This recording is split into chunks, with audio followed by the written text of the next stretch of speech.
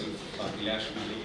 I teach Sree here, not here, but in the Thiru regional campus. I'm very happy to invite all of you to this gathering and this session. We have 3 papers today. The first paper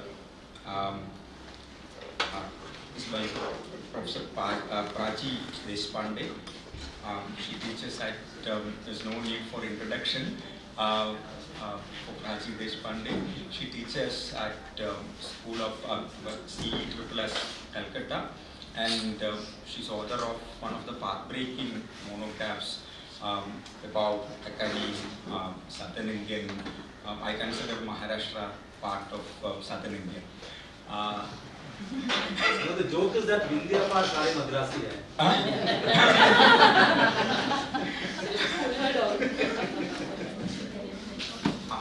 So creative past, and she had a wonderful monograph, a path-breaking monograph, and inspiration for many of us. Creative past, and she really speaking about a peculiar specimen of Marathi non-fiction, non-prose, which is called Lalit Gadyam. In Malayalam, we have something similar from the late 18th, probably the early 19th century onwards, which is called Sarala Gadyam. And you have something, another genre called historical fiction, which is very serious, and which was perhaps not meant for ordinary readers when it was first crafted by people like C.V. Raman Pilla and all. Historical fiction was actually very serious affair, and you need to have to be schooled in history prior to your reading of historical fiction. But what happened in since the early 19th century onwards, people were writing not historical fiction, but they were writing Sarala Gadyam, a kind of a non-fiction where they use anecdotes, where they use allegories, where they use many other narrative strategies, and they speak history by using all these strategies. And she will be speaking about an interesting figure in Maratha, modern Maratha literary and historical writing.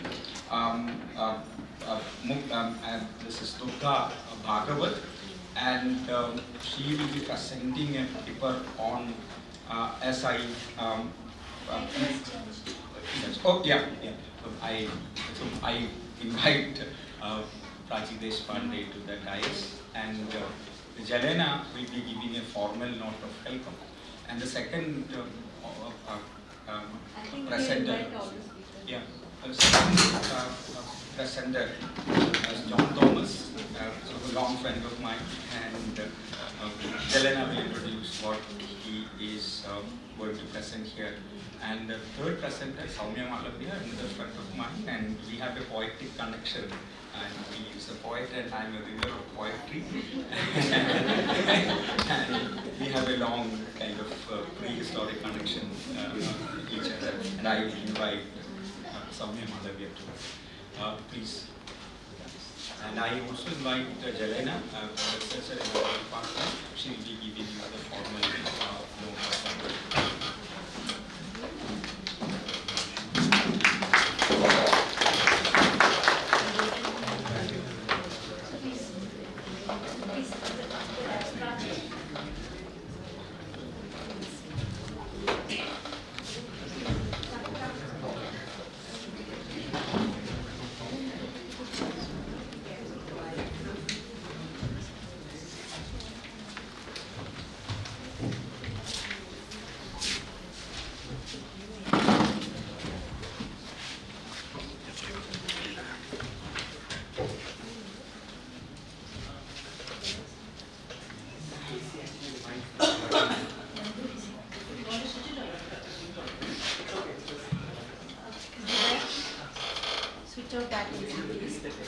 that one. I'll be done. It takes me back to Monday. Not yet. Question is, do you want it? A very good morning. Here we are on the second day of the two-day workshop, jointly organized by KCHR and Sree Sankaracharya University of Sanskrit on print and tradition. We are gathered here to explore the rich interactions of tradition, conventional, discovered, invented, and refashioned in the context of and in relation to print. This particular session, titled Print and Literature, brings forth scholars who have worked with literature from several languages and regions. The chair, Dr. Abhilash Malayil, is an expert in Malayalam sources in Malabar. Dr. Prachi Deshpande has worked with Marathi sources, among others.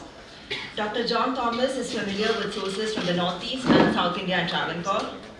Dr. Soumya Malviya is exploring with Hindi literature, himself being a published poet.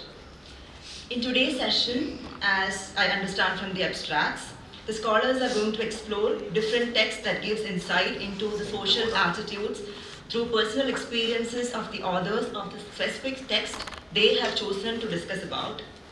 Dr. Deshpande will be discussing a memoir. Dr. John Thomas is going to discuss two texts under the category of missionary literature, while Dr. Soumya Malviya is going to discuss a critic written by Mukti Bodh, a prominent figure in Hindi literature of 20th century. All these presentations are expected to explore the dimensions of subjectivity in one form or the other.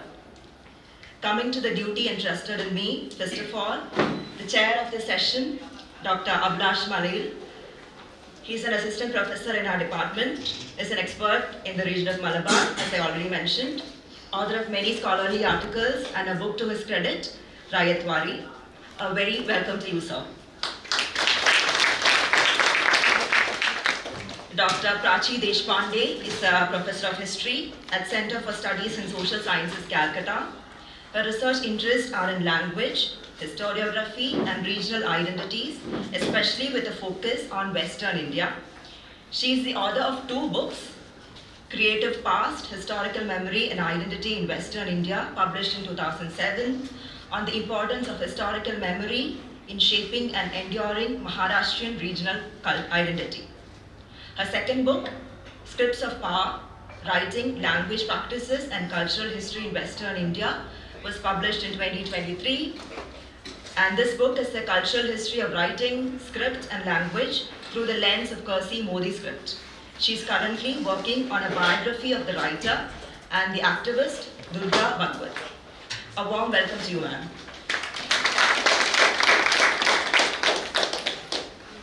Dr. John Thomas is an assistant professor of history at Department of Humanities and Social Sciences, IIT Guwahati. His research interests include Christian missions, religious conversions, and role of religion in formation of cultural and political identities in modern South Asia, with a special focus on Northeast and South India. An author of several articles, he has authored a book titled Evangelizing the Nation, Religion and Formation of Naga Political Identity, which was published in 2016. A warm welcome to you, sir. Dr. Soumya Malviya is an assistant professor at School of Humanities and Social Sciences, IIT Mandi. He is a social anthropologist, trained ethnographer, who has studied the formation of mathematical knowledge from an ethnographic perspective. He is currently exploring the life of Mukti Bodh, the Hindi poet, using an anthropological lens. He is a published poet, as I mentioned earlier, in Hindi, and is keen on exploring resonances between the poetic and the ethnographic through his research and teaching. Welcome to you, sir. I also welcome each and every one of you to the session. I hope we have a very fruitful session and discussions thereafter. Thank you.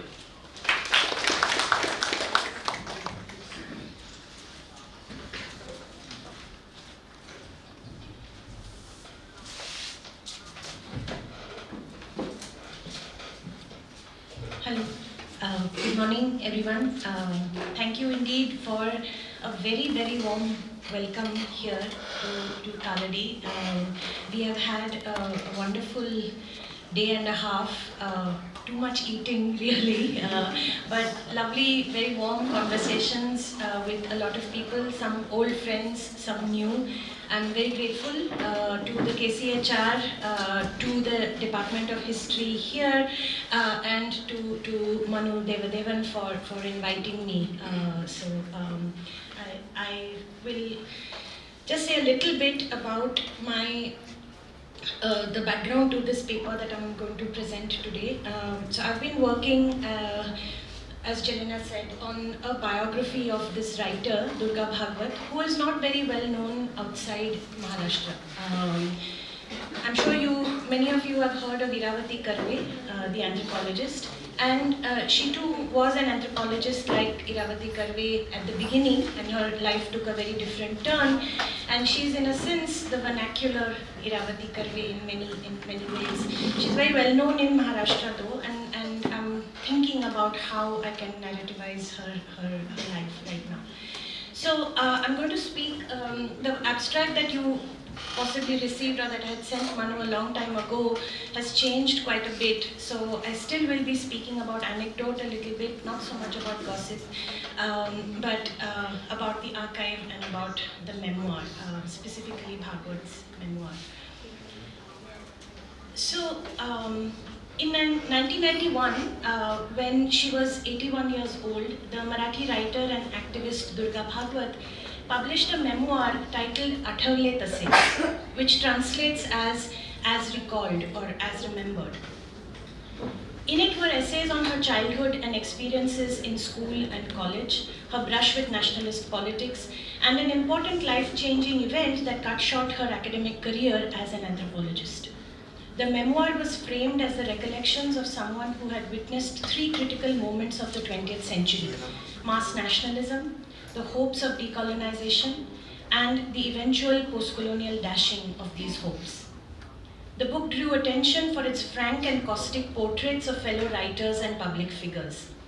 Bhagwat was well known for her quick temper and her even quicker judgments about people, but also her upright demeanor, and she was honest to a fault. Even so, many dismissed the memoirs as gossipy, unreliable, and petty. Others speculated about her advancing age and dementia, and still others noted an angry bitterness in her characterizations. Yet, the memoir remains in print today in its 5th edition. Individual tidbits from it have been occasionally cited as a source, and it has been upheld as a window into social attitudes in the early 20th century. Now, why should we be interested in this text of uncertain reliability? I don't know how well you can see those, but that's just a kind of slice of the books that she wrote. Athhavle Tase is at the left over there, and she published a great deal. She's, as I said, not really well known in the English language sphere, except for her protests during the emergency against the muzzling of freedom of speech, for which she went to prison for a few months. In the regional language Marathi sphere, she looms large as a prolific essayist with wide-ranging interests in anthropology, folklore, nature writing, Sanskrit and Marathi literature. As someone whose entire life was devoted overwhelmingly to the cultivation of knowledge and writing, and as someone who actively fought for and embodied the independent, culturally rooted public intellectual. So I first approached Bhagwat's memoir as a problematic source for her biography. But the more I read her wider creative nonfiction, which extensively mined her memory and experience, it became apparent that rather than ask if the memoir was reliable, it was more interesting to ask how the text did memory work and produced affect. Now, Philippe Lejeune has argued famously that the memoir is bound by an autobiographical pact, as in an implicit agreement between writer and reader that memoirs that the author will present a truthful account of their own life, yet it is recognized that memoirs are selective and use novelistic techniques of construction. The debate among historians about how to use memoirs goes on. So A.J.P. Taylor famously dismissed them as rubbish and misleading. Others like Paula Fass have sought to consciously rescue memoirs as uniquely suited to capture historical feeling. And in recent times, there's been a spate of fabricated memoirs, which purport to be about real people living through moments of great trauma like the Holocaust and so on, but later on it has become apparent that these were entirely invented. They were actually novels, but they pretended to be real. And even after these fabrications have been exposed, these texts continue to be extremely popular and clearly strike some chord. And Miriam Novick has written very insightfully about these, what she calls impostures. So, sections of Bhagwat's memoir had been published in various periodicals over the years. While comparing these original essays with the book, I also realized that examining the making of the book memoir Athav Letase was also to examine how conventions of regional language print shaped the vernacular memoir in the post-colonial era. So in this paper, I take a closer look at this world of Marathi periodical print, and this really sort of came together because I did a week's work of archival research in Bombay, looking at a lot of these periodicals, and it became clear to me that what I was reading as a kind of full-length book was quite different when I approached it in fragments in different magazines. So my argument is really not fully formed yet. It's really the first time I'm taking it out for a test drive here in front of you all. So it's unformed, and I look forward to suggestions. I also have Soumya's question in my mind since yesterday. It's like, what is the conceptual sort of point of all of this? And I will say right off the bat, I don't know yet, but I'm thinking about it.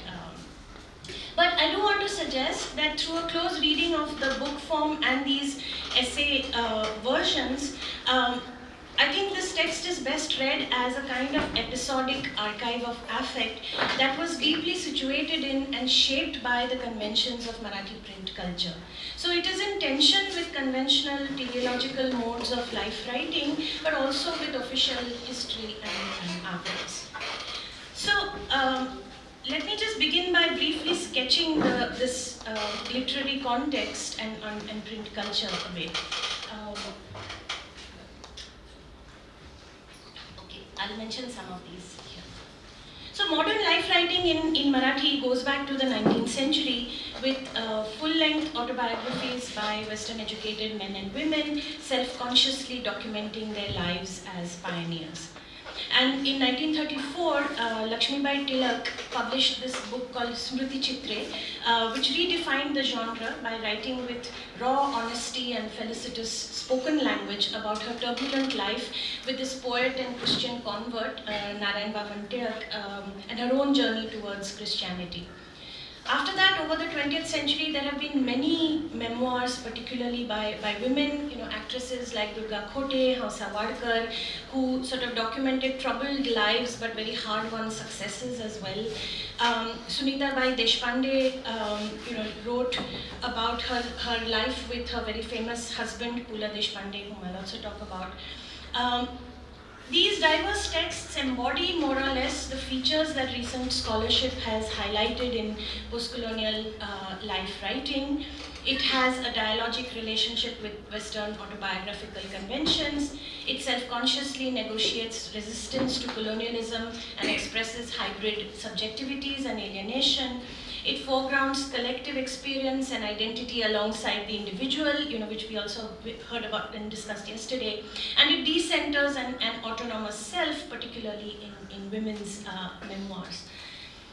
Now, this is fine, but a lighter, shorter form of memoiristic writing also flourished in the 20th century in Marathi called the Lagu Nibandha, or the personal essay. This was consciously modeled on the English personal essay, and it became a favorite of male urban writers, the indulgent extension of a salon conversation, as one critic has called it, to the sphere of a printed periodical, sort of bros talking prose, as it were. Writers like Kusumavati Deshpande, Iravati Karve, G.V. Karandikar, and Durga Bhagwat transformed the Lagu Nibandha from the 1940s and gave it a kind of experiential depth and honesty.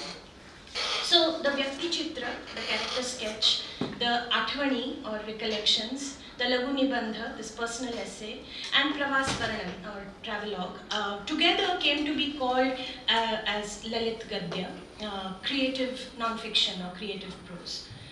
The 1950s were the turbulent decade of Sanyukta Maharashtra, the linguistic state movement, and prominent leaders of the language movement like Prahlad Keshav Atre, the journalist and playwright, emphasized the importance of this experiential non-fiction for archiving and articulating these momentous times, and he energetically chronicled them through his own extensive biographical and autobiographical writing. So overall, this corpus of Lalit Gadya generated a voluminous narrative archive of the contemporary public sphere, but it was fueled heavily by personal impressions, memory and anecdote rather than catalogue, document and footnote. So from the 1970s, there are some famous Dalit memoirs over there, Upra, Akkad Mashi, Baluta, Utsilya, the Dalit Panthers and the Dalit memoirs flooded the Marathi literary sphere as well. And Sharmila Rege has called these sort of searing testimonials, right? Some of you may have read, of collective experiences of struggle under caste patriarchy. But many of the pioneers of the Dalit Panther movement actually overlapped with those who wrote in Lalit Gadya, but the experiential capturing of social worlds and personalities in the personal essays and so on was quite distinct from these Dalit testimonials. It emerged from a more established dominant caste position. It was often socially aware, self-consciously progressive, but it was also keen to preserve the cultural textures of individual middle-class lives that were socially legible, but they felt risked sort of being flattened in official histories and archives. So P.K. Atre, the person I mentioned earlier, his essays sort of brim with enthusiasm, even bombast for figures that he strongly felt were worthy of being remembered. And others like Sunita Deshpande's Ahe Manohar Tari, which I mentioned earlier about her troubled sort of marriage, they were more introspective, as if writing to oneself in a diary entry, willing to peel off difficult layers of interpersonal relationships. So she has a series of biographical essays on a lot of very well-known figures of music, literature, etc.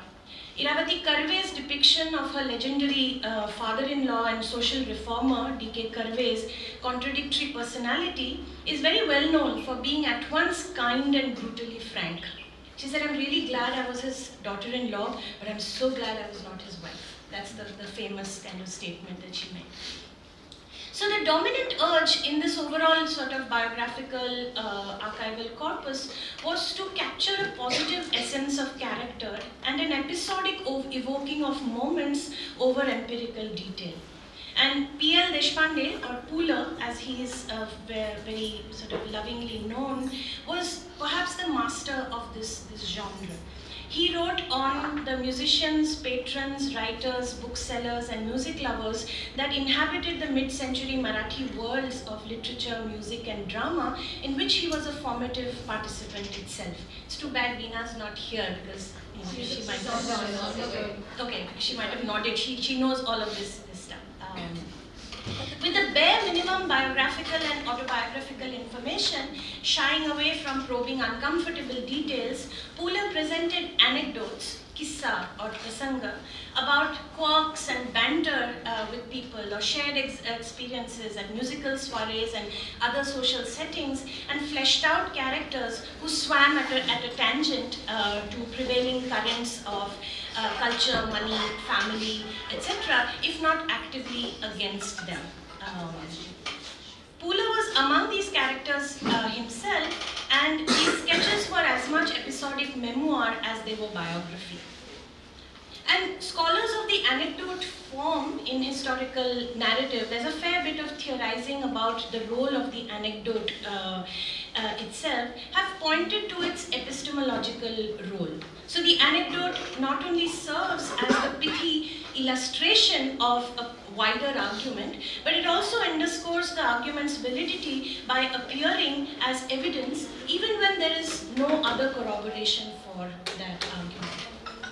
So the extent of the anecdote's circulation not only serves to solidify it in social memory, but it also serves to mark a social network's limits depending on where and among whom it is retold.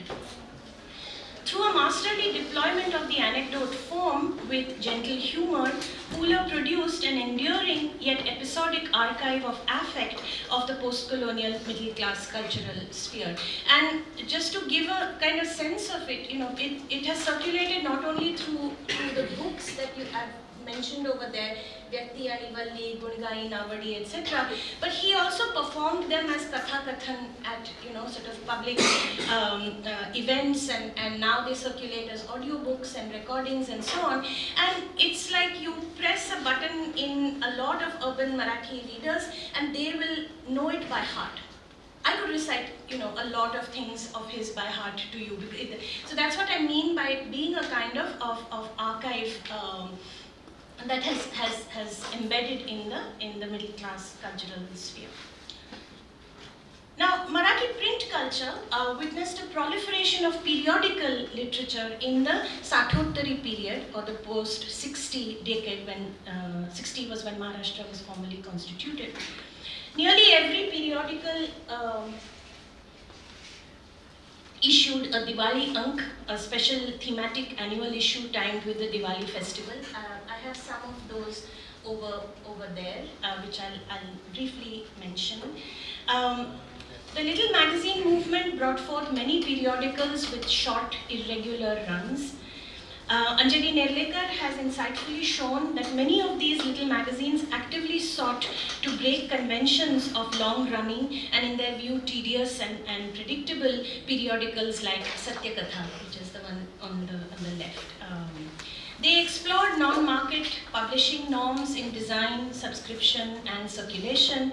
And although uneven in quality, they mimicked unstructured gatherings common to college sort of settings, and capture sort of urban fleeting moments in literature and art. So Nerlekar's argument, which is focused on bilingual Marathi-English poetry, actually opens up ways to think about the Lalit Gadya that was also in many of these periodicals. And now, Durga Bhagwat's work appeared across this periodical spectrum, from Satyakatha, Maus, Sadhana, older ones, but also newer periodicals and little magazines like Alochana, Navikshitije, Abhiruchi, and others. And she developed a kind of distinctive narrative voice over several essay collections that combined scholarly observation with sort of personal experience and a moral kind of tone. But she deployed a wide range of forms. So there were intense reflections on nature and the seasons in Rutuchakra, biographical analyses of Mahabharata characters in Vyas Parva, mythic and personal evocations of place in two books, Bhavamudra and Pais, for which she got the Sahitya Academy Award, and sketches of individuals drawn from memory in Dhruv and Ruparanga. So I'm just giving you a kind of brief list here. It would not be an exaggeration to say that Durga Bhagwat's Lalit Gadya and the Marathi post-colonial periodical sphere sort of shaped each other. So she published heavily in it, and these were later turned into books. So with that background, let me now turn to Athawle Tase itself. The phrase Athawle Tase is often used as shorthand for spontaneous and unfettered writing, but the publication history of this memoir reminds us that it is anything but. It's the culmination and selective framing of a longer episodic trajectory rather than a continuous text written entirely in the twilight of Durgabai's life. For instance, I can give you sort of several examples, but just a couple. So there's one essay in the beginning of the memoir called Vidyecha Whatever, on the path to knowledge, which first appeared in the magazine Navikshitije in 1972 as a lengthy reflection about her early education and various teachers. And it was under the heading Prasangik Tippane, casual and occasional jottings, a regular series that she wrote. But later in an earlier collection and later in Athavle Tase, only the first jotting of this piece, which is on her exposure to Christianity at a convent school, was included. A short piece about her happy childhood in this town of Ahmednagar with her sister and aunt was published in the Diwali issue of a magazine, Sobat, that was aimed at women readers. And later it was merged with another essay written for another little magazine about the socialist Patwardhan family who were also from Nagar. So, bits and pieces of the text reappear in different places. Let's look at one thing particularly. So there was this magazine called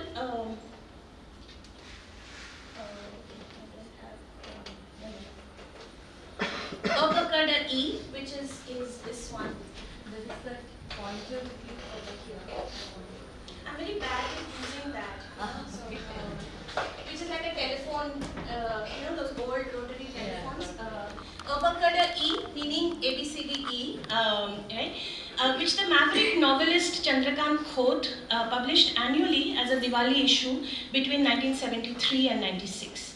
It's quirky visual grammar, so every time the masthead was different. And sometimes it looked like some stairs, like the Star Wars thing. Sometimes it looked like this. Sometimes it was dancing. There are all sorts of things.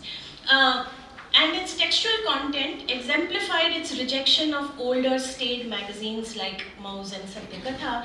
And the editor, as well as other literary stalwarts from Namdev Dhasal, the Dalit Panther, to Satish Karsekar, the poet, repeatedly emphasized its difference and its rejection of these norms. Its annual issues were organized on themes such as autobiography, diary, interviews, letters, etc. And Durgabai supported Khote's endeavor by contributing one or more articles to every issue, including later issues that he issued on the occult, reincarnation, faith, etc. When his life took, his turbulent life took on a kind of spiritualist bent. So she's written on reincarnation and stuff as well over there. Between 1985 and 87.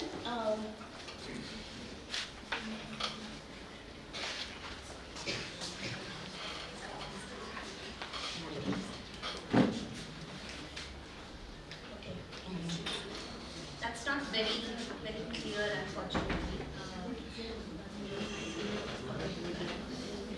Between 1985 and 87, Durgabai wrote a series in ABKDE. Shall I just wait till it just... Okay. Called Zase Athavle Tase, just as I remembered it, where she penned unflattering portraits of the historian T.S. Shezvalkar, the anthropologists Iravati Karve and Verrier Elwin, and the critic A.S. Asgaonkar.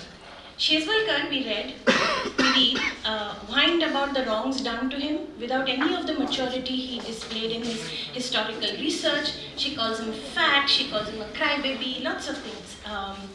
While Elwin and Karve, she says, used other scholars' research for their own purposes without acknowledgement. She also describes how the socialist Patwardhan brothers in Nagar, known for their personal sacrifices and refusing positions of power after independence, were completely tone deaf to the lifelong labors of their mother, Yamuna Mai. So through these essays, Bhagwat highlighted the material realities and moral compromises underlying political and academic work, the gap between the personal and the political, and between the public and the interpersonal. The moral critique of the professional academic is sharpest in her essay on Karve, whom she accuses of disappearing instruments for cranial measurements in Bombay University after her work was done to prevent competitors, getting publications through contacts, and more.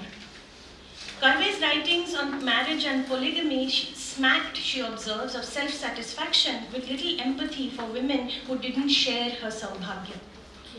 Karve, in short, emerges as Bhagwat's other in every way, as a careerist academic whose ultimate goal was becoming the Vice-Chancellor of Pune University.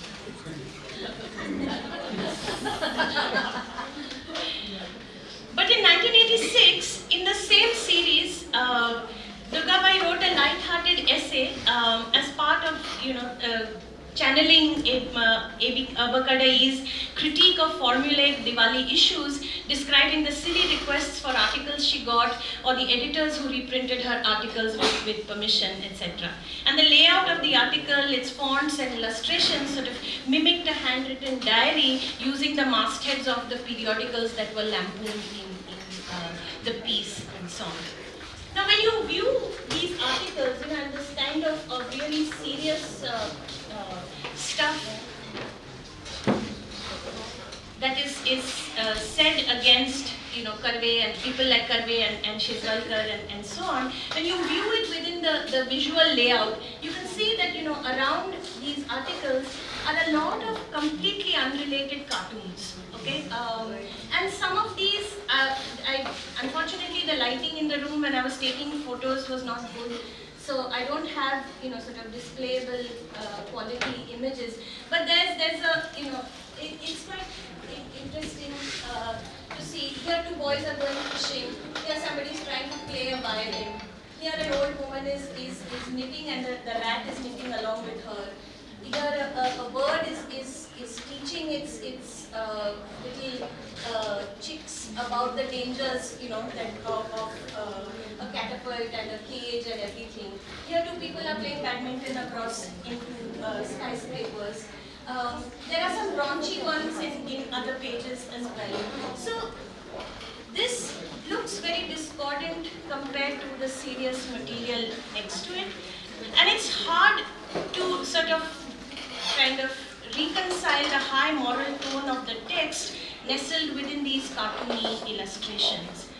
And I think part of the essay's kind of writing and reception was also was to fit in with this irreverent, I don't care what you think, let me just shock you a little bit kind of approach of the magazine as a whole, the iconoclastic sort of approach of the magazine.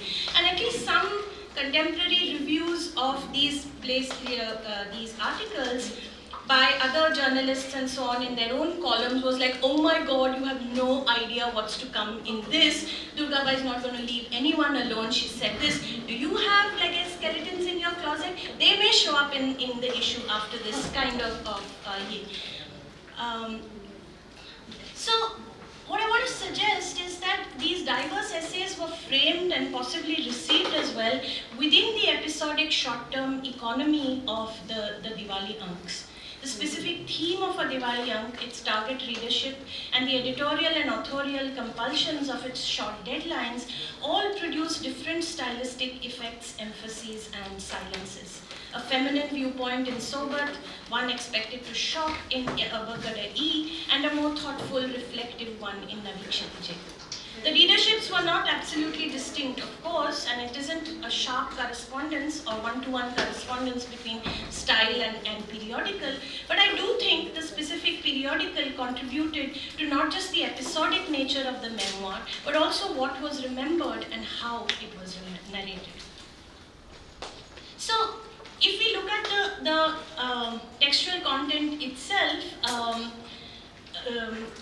many of the interactions that Durgabai has with different people are narrated in the text as verbal skirmishes, where noted people accuse her of some wrongdoing or hector her about her choices and beliefs, and she holds her own. So the critic A.R. Asgaonkar, I've just put the quotation over there. I won't read it out. But the way she narrates it is that he rushes into her house one morning and demands answers from her. Right? He comes like a dhumketu, she says, like a comet. He comes into the house and he accuses her of plagiarizing the writing of English writers because he simply couldn't believe that anybody could write originally and well in Marathi. And Durgabai then angrily defends herself, but it is only after her father states that it is her own writing that Asgaonkar is mollified. And through the process, she also borrows a few digs at other writers that she said, puts in his mouth, saying that, oh well, he's a plagiarizer, he never wrote an original word in his life, and I know you all, sort of thing. But she shows then that an earlier critic is not really able to understand the kind of original writing that she, as a young writer, is also doing. So the end over there where he says, don't be angry, girl. We old people take from the saint poets and we pass it off as our own. We don't quite get these pursuits of originality. So she distances herself, from So now this style is also anecdotal in that these skirmishes are structured as tight narrative capsules of a specific situation or an encounter with a resolution.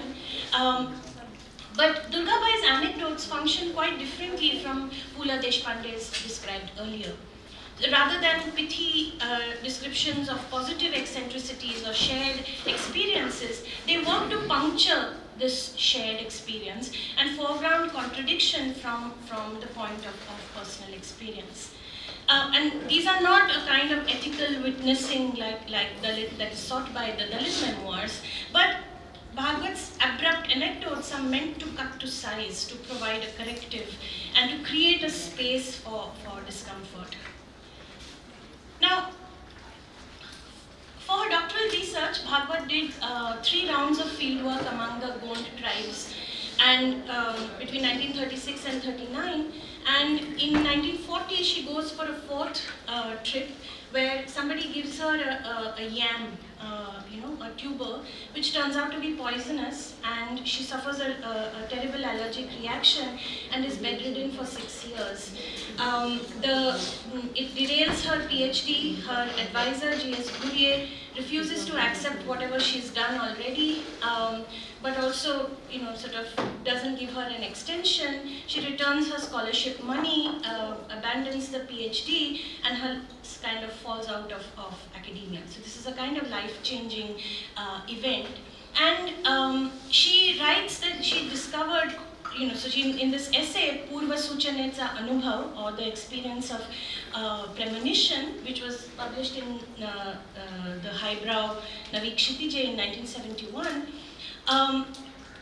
she sort of emplots the narration of this incident as a kind of folk tale. This is a time when she's extensively researching folklore herself, and she narrates the whole incident as a kind of triad of mishaps, where every step of the way she gets, somebody tells her, don't go ahead, she gets this thing that there might be danger ahead, but she goes on nevertheless, and eventually, so she has, her sari falls on some embers the first time, that have been there, prepared for dinner, and it is extinguished at the right time. Then they're going up a mountain in a bullock cart, and they've sacrificed a chicken at the bottom to make sure that they have safe passage. Nevertheless, the wheel falls off, the cart hurtles down the mountain, and she and her driver are barely saved. And then finally, it's that tuber that she accepts from the local person, and then she suffers the allergic reaction. So she describes it as how even before she went, she kept hearing a voice saying, don't go. And she says, maybe it was my own body that was tired and was telling me trying to tell me something. But my advisor thought that I was being hysterical or avoiding work, and so she does go, and finally, this is all that happens. This narrative structure, there's been a lot of sort of eye-rolling about this, but I think it allows Durgabai to capture the difficulty of grasping whether her accident and her eventual recovery were a contingent set of random incidents or something meaningful. And figuring this out, but also the impossibility of knowing so, was critical not only to her recovery, but also to her later identity as a writer. So, as she puts it at the end of this chapter, it's absolutely true that after this collapse, I didn't turn out as my family had felt I should turn out. But the person that I did turn out to be was not of my own inspiration. It was that of a wide-ranging and strong call of a consciousness in nature. This consciousness periodically awakens me, pricks me, admonishes me, and pushes me forward. Now it is peaceful, stable, and articulates itself through my writing.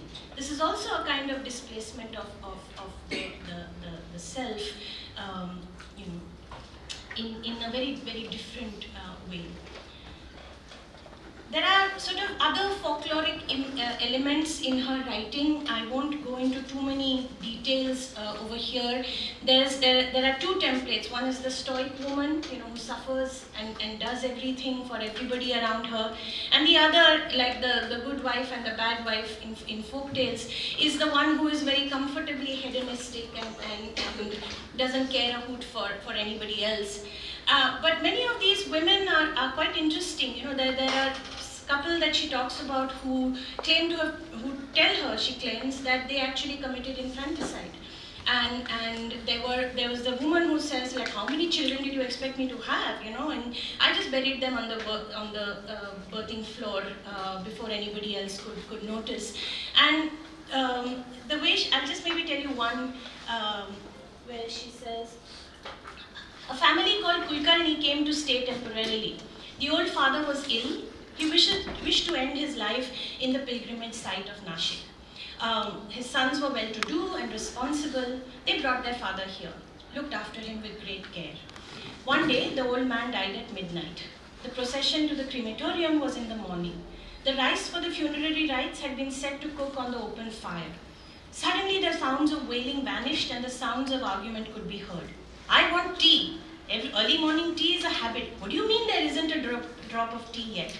Oh, wait a little. Once we take him away, tea will be available. I will not wait. I've suffered enough because of him. Now I won't tolerate it anymore. I want tea. Oh, wait a little. What will people say? I don't get it. What do you mean I won't get it? I will make it myself.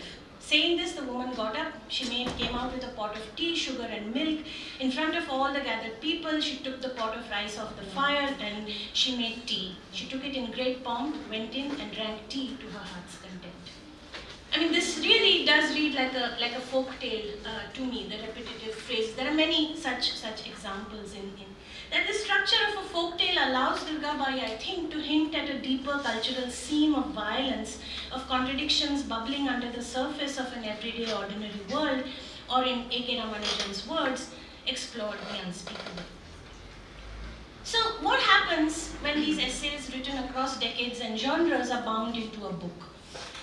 As I mentioned, you know, in the 1991 introduction, she says there are three phases she wants to cover: the national movement, the post-colonial decades, and then the decline, as it were. The fact that the same title of the series in Abakadai was given to the book suggests that these kind of essays, these takedowns of public figures was kind of meant to be the kernel of the memoir, integral to the argument of the public decline. But the premonition essay kind of became a hinge in the chronological disciplining of these essays. It marks her turn from a hopeful earlier person to somebody who witnessed more darker times, but also from aspiring academic to independent writer.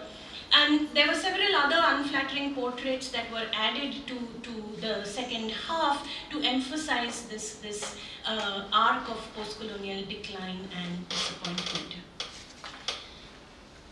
But and what we see is that this urge to reveal the gap between the private and the public persona is a persistent theme throughout all of Durgabai's writings. Even when it is not an unflattering portrait as such, you can see through little details in other happier essays as well that she's constantly sort of trying to do that. And when you read it all together as a narrative, it becomes clearer. And her iconoclasm becomes much sharper. So in Maharashtra there is, and not dissimilar here I suppose, there is a kind of tradition of the independent intellectual who resists salaried employment or doesn't work professionally as an academic, whose kind of inspiration for academia comes not from his salary or her salary, but from a deeper commitment to knowledge. And that figure has quite a powerful charge in the Marathi public sphere, whether it's somebody like V.K. Rajwade, the historian, S.V. Ketkar, the sociologist. Durga Bhagwat admired both these men immensely, and also kind of, you can see, models herself on that line. And there are now also today in Maharashtra many sort of amateur historians who enjoy much more authority in the public sphere than some salaried academics. But so her argument very much, her critique of Karve, Shezvalkar, and many others is really that the writer should not tolerate any pressures on his thinking. And she says this became clear to her after the emergency. She avoided all official committees to work and write only as an ordinary citizen. Of course, she had lifelong financial security, so it was also possible for her to do this. And she views employment as well as marriage as two institutions that she successfully kind of avoided. But her cattiness about Karve also reveals the bitterness at this professional path that she was forced to abandon, even if her independence enabled her to find fulfillment as a different kind of writer. And the thing that I find most interesting is that Durgabai actively opposed feminism and feminist arguments throughout her life. She was a conservative, but the consciousness of her own gendered position and its problems is a thread that becomes palpable throughout the book, almost in spite of herself. And again, threaded through the book are sort of glimpses of lifelong female friendships that also, sort of indicate her gendered subjectivity in some ways. So let me end just by mentioning two curious omissions, because memoirs are selective. But because she focuses on experience, it's also interesting to see that she doesn't talk about these. In 1972, she comes into conflict with Raja Dhale, one of the pioneering Dalit Panthers, very critical to the Little Magazine movement and so on, who wrote a very sharp article criticizing the nation in the journal Sadhana at 25 years after independence, saying this is a black Independence Day and what has it done for us and why should we care. Interestingly, just 3 years later, Durgabai was to go on she went to prison for freedom of speech, but she wrote a very scathing article protesting against Dhale's sort of critique of Gandhi, of the nation, and so on, saying you cannot insult the flag and the nation like this. Lots of heads rolled at Sadhana, people, it became a big kind of controversy. She didn't come off very, very well in it. There is no mention of that in the memoir.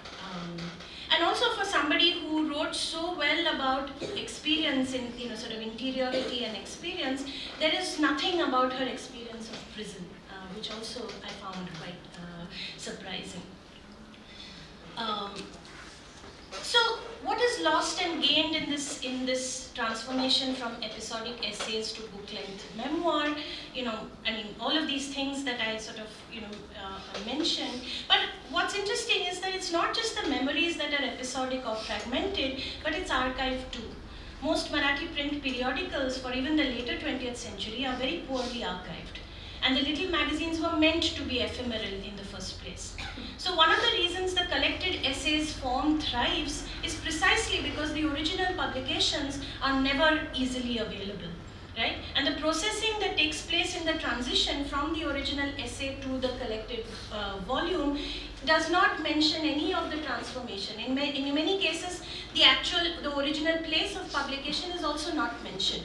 So a new reader accessing the text thinks that this is the first time it's been written, not that it was published 10 years, 15 years ago in another. And so is the case with Athavleta Se. So it's therefore the book form that circulates as a stable text with all its unevenness of form and unexpected unifying strands. My paper is grappling with this archive as materiality and form in order to better situate the content of the eventual Athavleta Se text that I have to somehow use as a source for my biography. Thank you.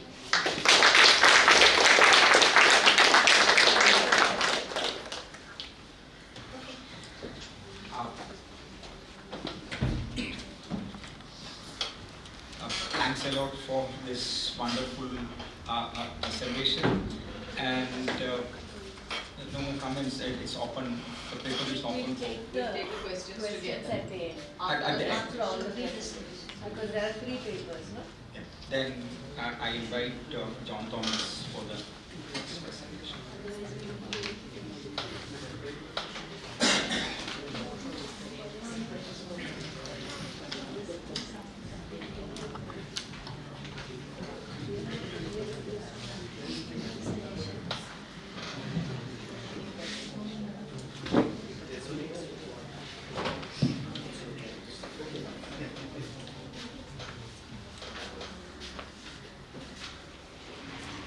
Thank you, Abhilash, and I want to thank University and also KCHR for inviting me to be part of this workshop. So I'm not a person who has worked a great deal on print culture and also literary culture, but these things I've both print and literature has always kind of weaved into whatever I've been working, and so a lot of my reflections are from there.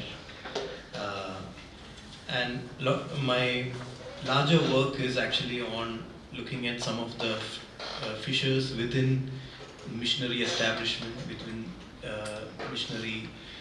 what missionaries do and what missionaries say, the kind of differences that are there, the discussions, the debates within, rather than see them as a monolith, as a homogeneous entity.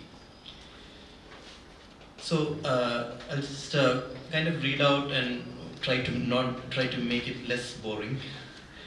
The association between Protestant missionary work and the emergence and spread of print culture in India during the 19th century is well known, and 20th century.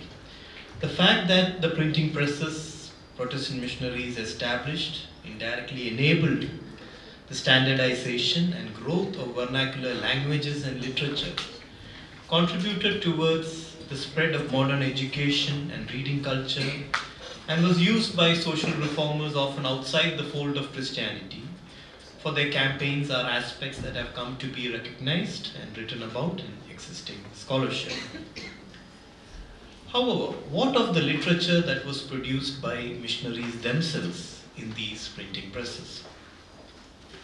Most often, they are dismissed as a sort of propaganda literature, produced solely for instruction and proselytization, and at worst, to discipline and exercise colonial authority over local subjects.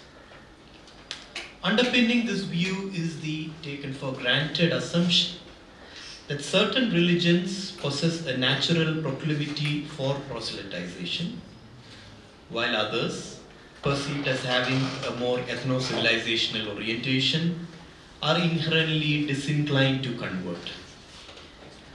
This binary is further reinforced by framing the former as foreign and the latter as indigenous. Within this schema, Christianity is firmly situated in the former, and Protestant missionary literature is presumed to epitomize the singular agenda of conversion and control. Interestingly, this assumption is shared by both traditional mission histories that idealize missionaries and their work, and the more nativist accounts that seek to counter them. While the former celebrates such literature for its apparent evangelical purpose, the latter condemns it for precisely the same reason. Both perspectives, in their eagerness to impute a prescriptive and singular agenda to missionary literature, however, fail to recognize the nuances, the differences, and the niches that were carved out within it.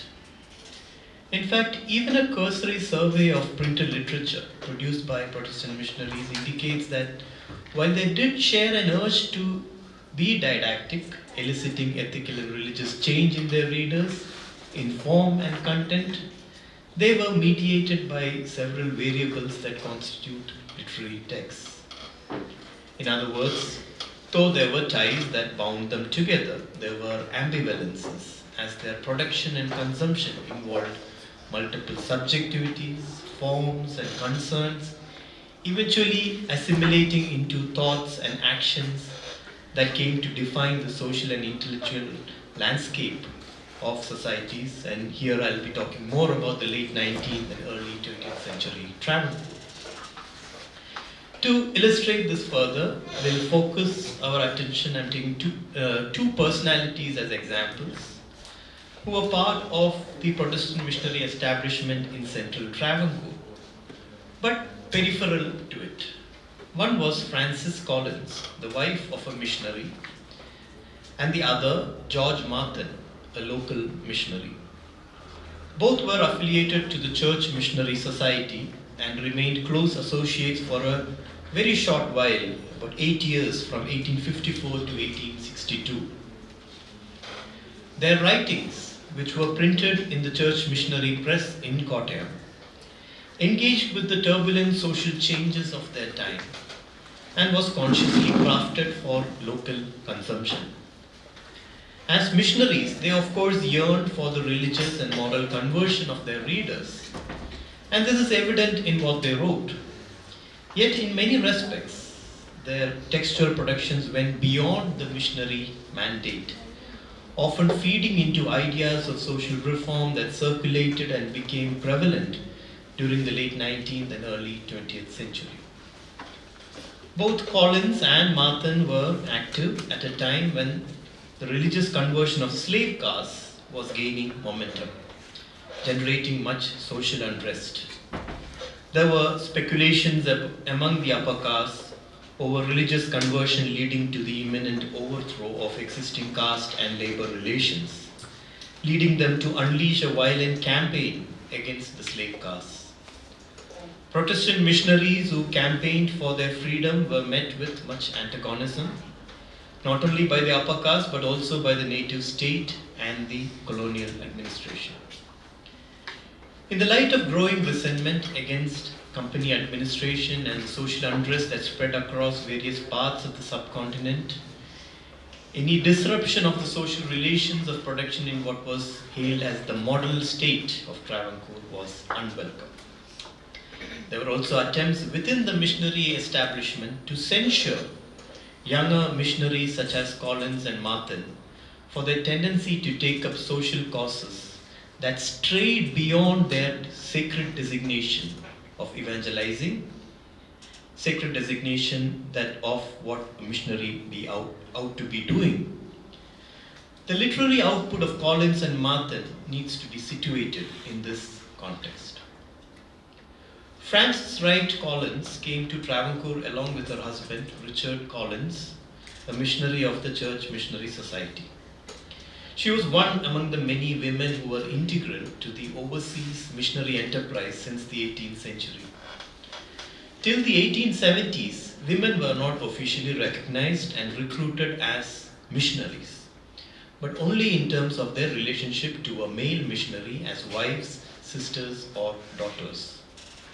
Consequently, the work they did in the mission fields was also considered only secondary or adjunct to the work done by their male counterparts and not work weighty enough to be characterized as missionary work.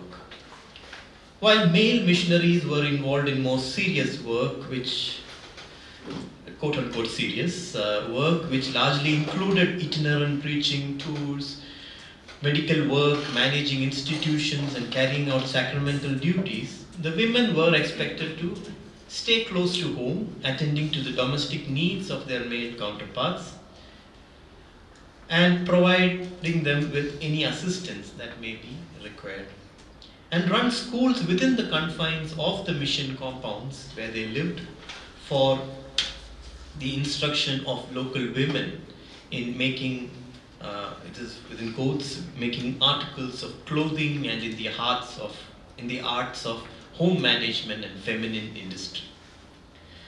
The literary space generated by European and American Protestant missionaries was an extension of this gendered context. It included multiple genres such as Bibles, religious tracts, reports, histories, biographies, memoirs, journals, novels, and short stories. Interestingly, Texts such as missionary reports, histories, biographies, and memoirs, with their grand narrative detailing the progress of missionary enterprise and the heroic acts of individual missionaries in heathen lands, predominantly remain the domain of white male missionaries. Although many local missionaries and women contributed towards the writing of these official and semi-official texts, their writings were often tailored to by editorial boards to fit within the larger white male missionary narrative. However, the same cannot be said about novels and short stories. They were largely conceptualized and written by the wives of missionaries and in many instances by local missionaries and converts. As far as the missionary establishment was concerned, novels and short stories with their promises of being fictional were assumed to be acceptable and legitimate genre for women and local missionaries to employ.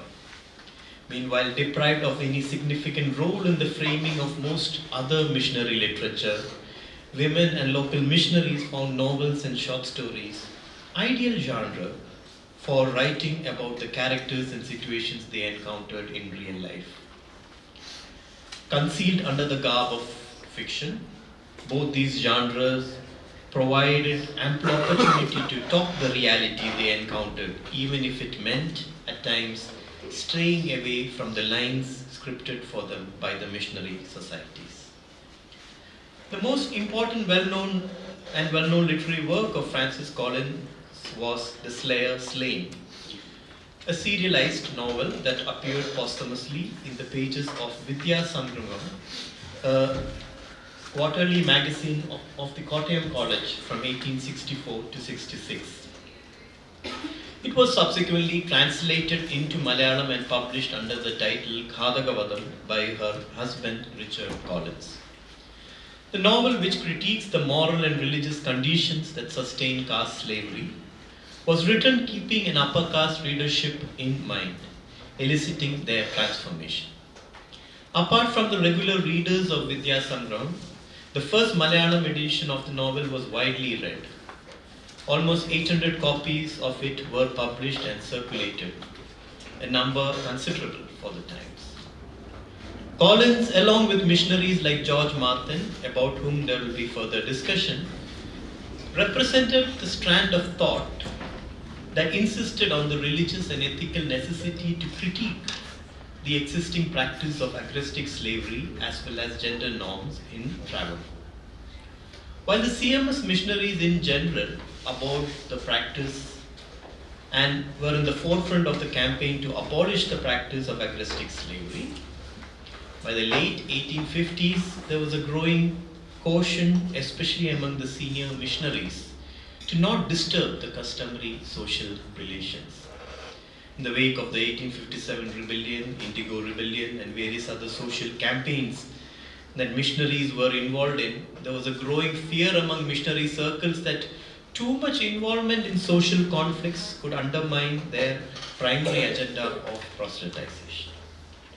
In fact, the board of directors of the CMS instructed all its missionaries working in different parts of the world, especially India, to stay out of matters that were deemed quote-unquote political and reminded of their primary duty, which was to propagate the Protestant faith. In Travancore, as missionaries worked among the slave castes and campaigned on their behalf, and as women's education came to be stressed on, there was widespread fear and anxiety among the propertied Nayar and Syrian Christian landlords over the possible breakdown of the existing social norms and practices. Slave castes and women who showed any inclination for education and conversion were violently assaulted and terrorized. The missionaries keen to appease the propertied castes were consistently missionaries keen to appease the propertied castes constantly assured the upper castes that missionaries did not mean to take up any special cross on behalf of the slave castes and other disenfranchised communities. And it was not their intention to alter their social and legal standing. Meanwhile, much to the annoyance of these senior missionaries, those like Collins and Martin, who shared close relations with the life world of slave castes and women, deviated from this established position. They continued to talk about their afflictions and aspirations and critiqued the social and religious sensibilities that perpetuated their social conditions. In the novels that Collins wrote, she illustrated the experiences, anxieties, and anticipations of the two central characters, a slave and a young woman, and therein exposing the moral and religious bankruptcy of the times. Preoccupied with accumulation of social and economic capital for the privileged castes, religion becomes a means to accrue better business deals, arrange profitable matrimonial alliances, and absolve oneself from the inhuman acts they commit. For them, as the novel highlights, religion fails to become an ethical and corrective force that pricks one's conscience, as it is the case for the young girl and the slave. Meanwhile, silenced by her father, brother, and the community, the disappointments, aspirations, and the resoluteness that constitute the ethical self of the young girl is narrated in detail by the author. She insists that one is mistaken if they think that Miriam, the young girl, will submit quietly to what she doesn't like and retorts, "My will is as strong as yours and I can resist."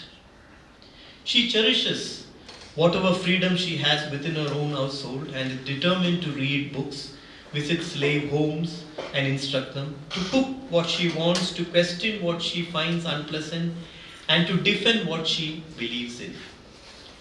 Marriage, as proposed by her father, will however restrain her.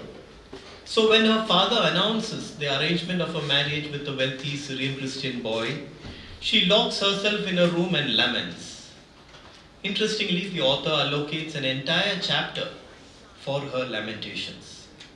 Subsequently, she challenges her father and the marriage proposal comes to be cancelled. Of course, the same degree of narrative space is not provided for Paulos, the slave. Neither is his train of thought fully explicated as in the case of Miriam. Nevertheless, this novel becomes a social as well as an ethical commentary on a region that was in the cusp of various reformist campaigns. Even though the established missionary line was not to interfere in the customary social relations and not to alter existing social hierarchies, the novel was a call for reform. Interestingly, that reforms would occur not from above but from below. While senior missionaries continue to argue that missionary has no special cross to take up on behalf of certain classes and was made for and is fitted to all classes, those like Collins and Martin felt that when it comes to Christianity, the repositories of ethical understanding and action were the poor and the despised of the world. With, in quotes, the rich and the noble with few exceptions having to follow their examples. There is much to be said about this theological stance taken by Martin and others, and to go further into it, but that would be a digression at this point. Nevertheless, for now, it is enough to say that this understanding is replete throughout the novel, wherein Miriam and Paulos are not mere passive victims of circumstances, but active agents imbued with possibilities of transforming their immediate and social and moral landscape. They emerge as key agents in reforming Koshi Kurian, the Syrian Christian slave master who had killed Paulos' son, only for his own daughter to be later saved by Paulos. Surely, there is an attempt to cast Miriam and Paulos into ideological molds of what an ideal Protestant laborer and woman ought to be, but they nevertheless come to be recovered as truly moral beings in an immoral world. The novel's realism is so pronounced that its characters appear indistinguishable from actual historical figures, and this is very evident when you go through the records. You can actually see characters from this novel emerging in the missionary reports. There's little doubt that the evangelist Miriam ultimately marries in the novel is modeled on Collins' own associate, George Martin. Hence, it is only timely that we shift our discussion now to Martin. He came from an illustrious Syrian Christian family, well connected to the Syrian Orthodox Church and the Travancore state. However, swayed by the ideas of the Protestant missionaries, he broke with the Syrian Orthodox Church and joined the CMS as one of its first local missionaries. He was instrumental in initiating missionary work among the slave castes and was meticulous in documenting the practice of caste and agrestic servitude in central Travancore. Even some of the ethnographies written at the time on the region had used his writings as reference. Beyond his designation as a missionary, from the 1860s he wrote and published extensively on various themes of social import.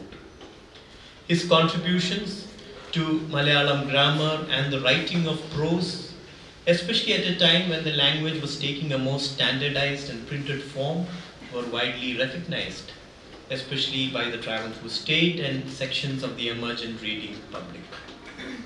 His contemporary, Richard Collins, referred to him as a fine intellectual with a mind almost capable of anything. However, ironically, among his own missionary peers, he remained unacknowledged. The missionary establishment, steeped in a refusal to recognize the intellectual capabilities of the racial subordinates, remained largely indifferent to his literary pursuits. Writing in retrospect, Richard Collins expressed regret that the establishment, driven by racial prejudice, sought to constrain rather than nurture local missionaries like Martin, denying them the space to develop and articulate their own ideas. Martin was one of the early writers to engage with modern Malayalam prose. One of his earliest works, which is more well known, was a book on Malayalam grammar entitled Malayalmayude Vyakaranam. Although he completed the manuscript in 1852, it was not published until 1863. His attempts to secure support from various educational societies proved futile, and lacking the financial means to publish it himself, the work remained shelved for over a decade. Subsequently, the work garnered much attention, and the Diwan T. Madhav Rao not only bought 100 copies of the book, but also its copyright. The main objective of the book, according to Martin, was to recover the Malayalam language from its neglected state, restore its distinctive grammatical structure, and provide its readers with a reference text to develop the language further. He felt that in their zeal to promote Sanskrit, the Brahmins had allowed Malayalam to be neglected. In addition, its grammatical structure came to be distorted under the influence of Sanskrit. He said the mistaken notion that Sanskrit is the parent of all other languages and ought to be the model for all had a strong tendency to corrupt Malayalam. Hence the importance of being taught to discriminate between the structures of the two languages. Martin's other writings engaged with a variety of themes. In 1867, on the invitation of the Diwan, Martin delivered a public lecture at the Division Kacheri in Kollam. The text of his lecture was published by the CMS Press in the same year. The lecture, titled Balabhyasanam, was on the potential of modern education for Travancore society. At the outset, he contended that modern education and print should not be viewed merely as tools for proselytization, as some Brahmin scholars had claimed, but as an opportunity for furthering public discussions and debates. He questioned the privileging and universalization of certain forms of knowledge over others, especially on the lines of caste and race, and affirmed the plurality of knowledge that exists, a plurality produced by socio-cultural contexts that varied across time and space. He also emphasized the need to cultivate the ability to critically examine knowledge, alongside fostering an ethical consciousness that would guide how knowledge is applied. He felt that the existing school education in Travancore, with its reliance on rote learning and use of punishment, tended to stifle the spirit of inquiry and douse the joy of learning. Finally, he delved on the relationship between language and education. He derided the tendency of upper castes to privilege Sanskrit and English language when it comes to school education, and argued for education to be carried forth in the mother tongue. the language that a child has grown up and is most comfortable with. Mathan's writings on education anticipated some of the later modern educational philosophies, and in the context of 19th century Travancore, his ideas certainly marked a break from traditional concepts of school education. He wrote two other important essays. One was a long essay that he wrote in 1861 for an essay competition organized by the state, Travancore state, titled Satyavada Khedam, which examines various aspects of truthful speech and effects it would have on society. Though the essay won the first prize, the Travancore government declined to publish it as it found the examples from Hindu texts and the Bible in the essay objectionable. Mathan finally published the essay as a booklet in 1863 at his own expense. The other, Marujanmate Kuricha, was on the idea of rebirth. This was published posthumously in 1896. Mathan also wrote several articles that were published in a serialized form in Vidya Sangraham, the CMS College journal. Vidya Sangram, founded by Richard Collins and George Mathan, was the first multilingual journal to be published in Travancore.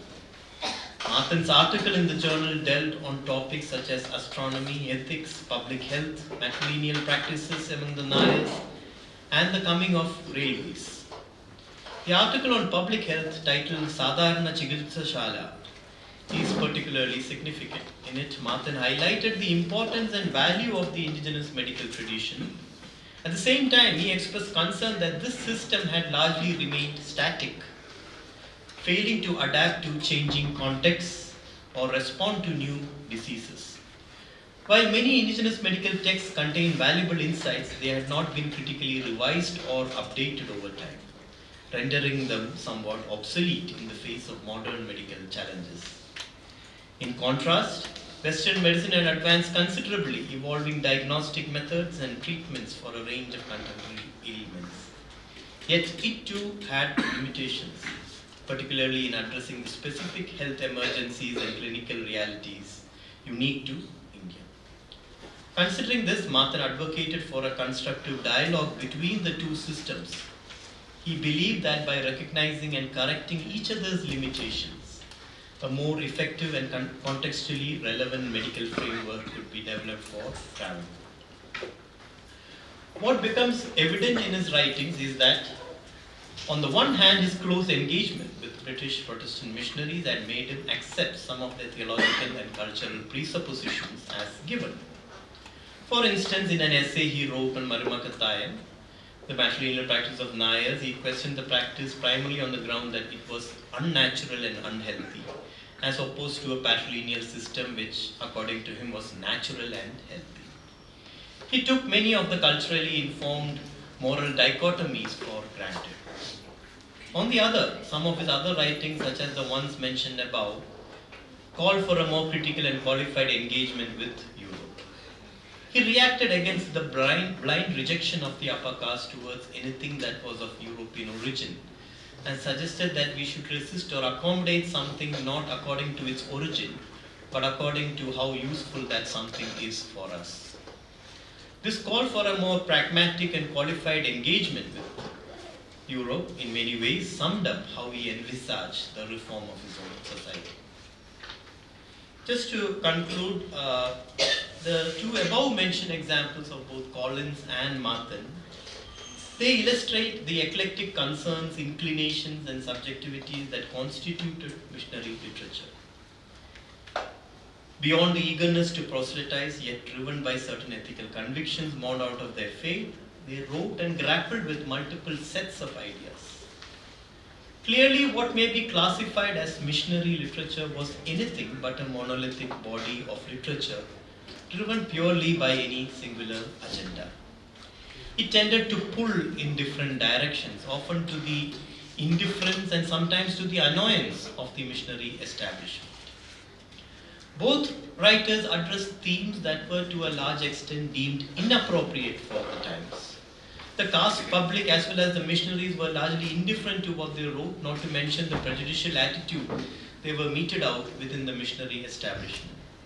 Whether it was the autonomy sought by women and oppressed caste, the compelling arguments advanced for the vernacular, the overhaul of primary education methods, the the recent advocacy for a more context-specific and effective medical practice, or even the nascent critiques of Nair Mangalini. All these ideas were strikingly far-sighted in the context of Travancore, at least in the emerging world of print, only to re-emerge later in the writings and agendas of social reformers and movements. And to keep in mind, and this is happening in the 1850s and 60s, many of the reform movements we sometimes dated much later.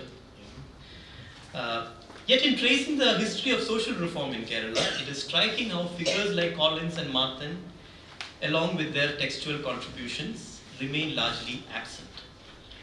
Their ideas prefigured in the social reformist stances that became prevalent in the late 19th and early 20th century. Yet they have never entered the copious histories written on social reform in Travancore. While the reasons for this omission warrant a separate inquiry, one might tentatively ask whether it stems from the fact that they occupied certain in-between spaces in their own time, difficult to pin down, and they also continued to kind of evade the frameworks through which history was subsequently written.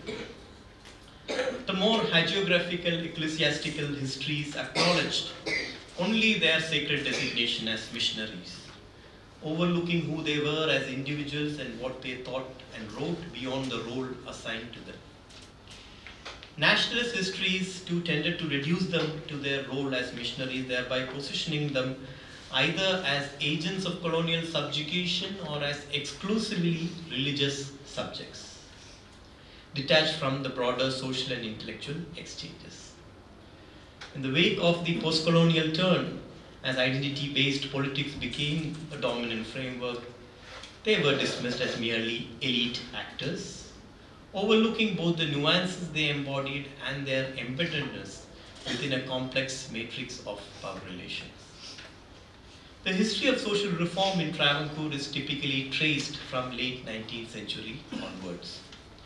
However, the mid-19th century, when print culture was just beginning to take shape, reveals a much broader canvas teeming with individuals, often disorganized, from diverse religious and ideological backgrounds. Many of them struggled to access the necessary financial resources to publish, yet they persisted in critiquing aspects of inherited traditions and articulating the need for reform. Their expressions were varied, at times so disparate that they eluded coherent recognition by posterity. Yet revisiting some of these early articulations may open up alternative ways of understanding the history of social reform, at least in the context of travel. So I just wanted to kind of end with this. I feel that there is so much of value in in history of Travancore. The modern history of Travancore starts, everyone pushes to the late 19th century. But there is so much that is happening through the 18th century, which is very interesting to look at.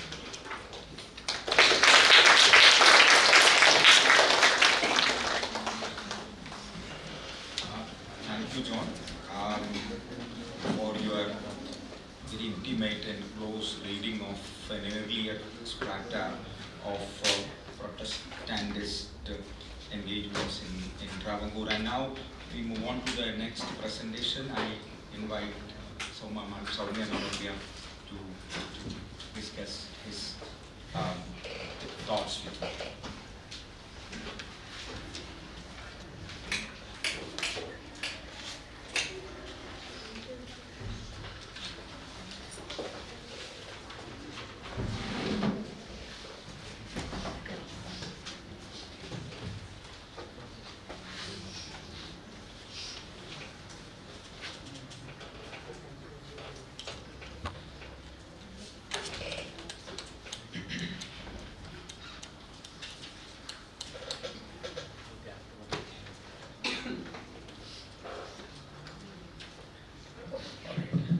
So, good afternoon to one and all. I must begin by thanking the Sree Sankaracharya University of Sanskrit and KCHR for organizing this conference, and particularly Dr. Manu Devadevan, who was a friend and colleague at IIT Mandi, for inviting me here. I must also, at the very outset, say and congratulate the organizers for organizing a conference which is a very happy conference.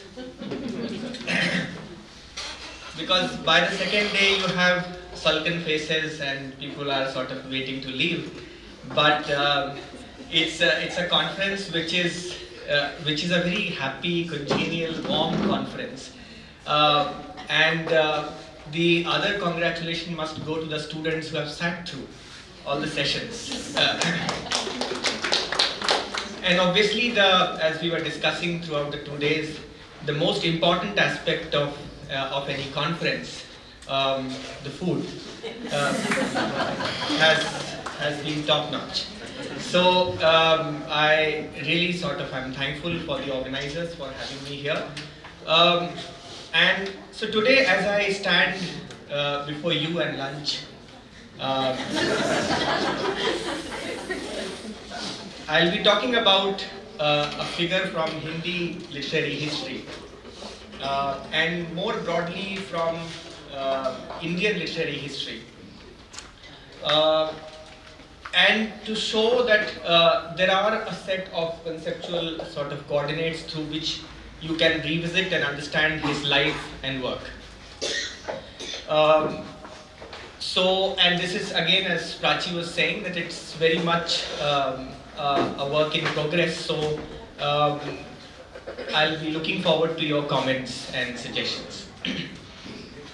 So the figure that I'm talking about today and the reading that he provides of an earlier text of Hindi literature, which I'll come to in the meanwhile, is Gajanan Madhav Muktibodh. The picture that you see there is a painting of Gajanan Madhav Muktibodh, which was done by Akbar Padmasi. So this is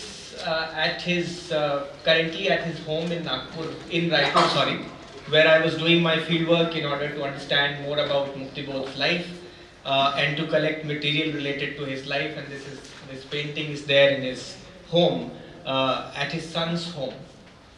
So Muktibodh was a deeply interesting figure who was born in 1917 and he passed away in 1964. In 1917 he was born in the Gwalior Riyasat in Shiopur, which is now in Madhya Pradesh. And he was, his ancestors, great-grandfathers actually shifted to Madhya Pradesh from Jalgaon in Khandesh 2 generations back, or 2 or 3 generations back. And Muktibodh was born in the Gwalior Riyasat. He chose to write in Hindi, which is another very interesting fact because he was a native Marathi speaker, about which I'll come to in a while. And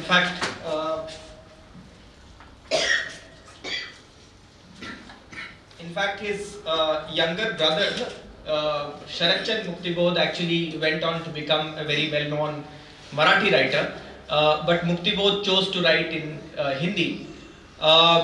And that is something that I'll come to in the course of my talk. What is the significance of that?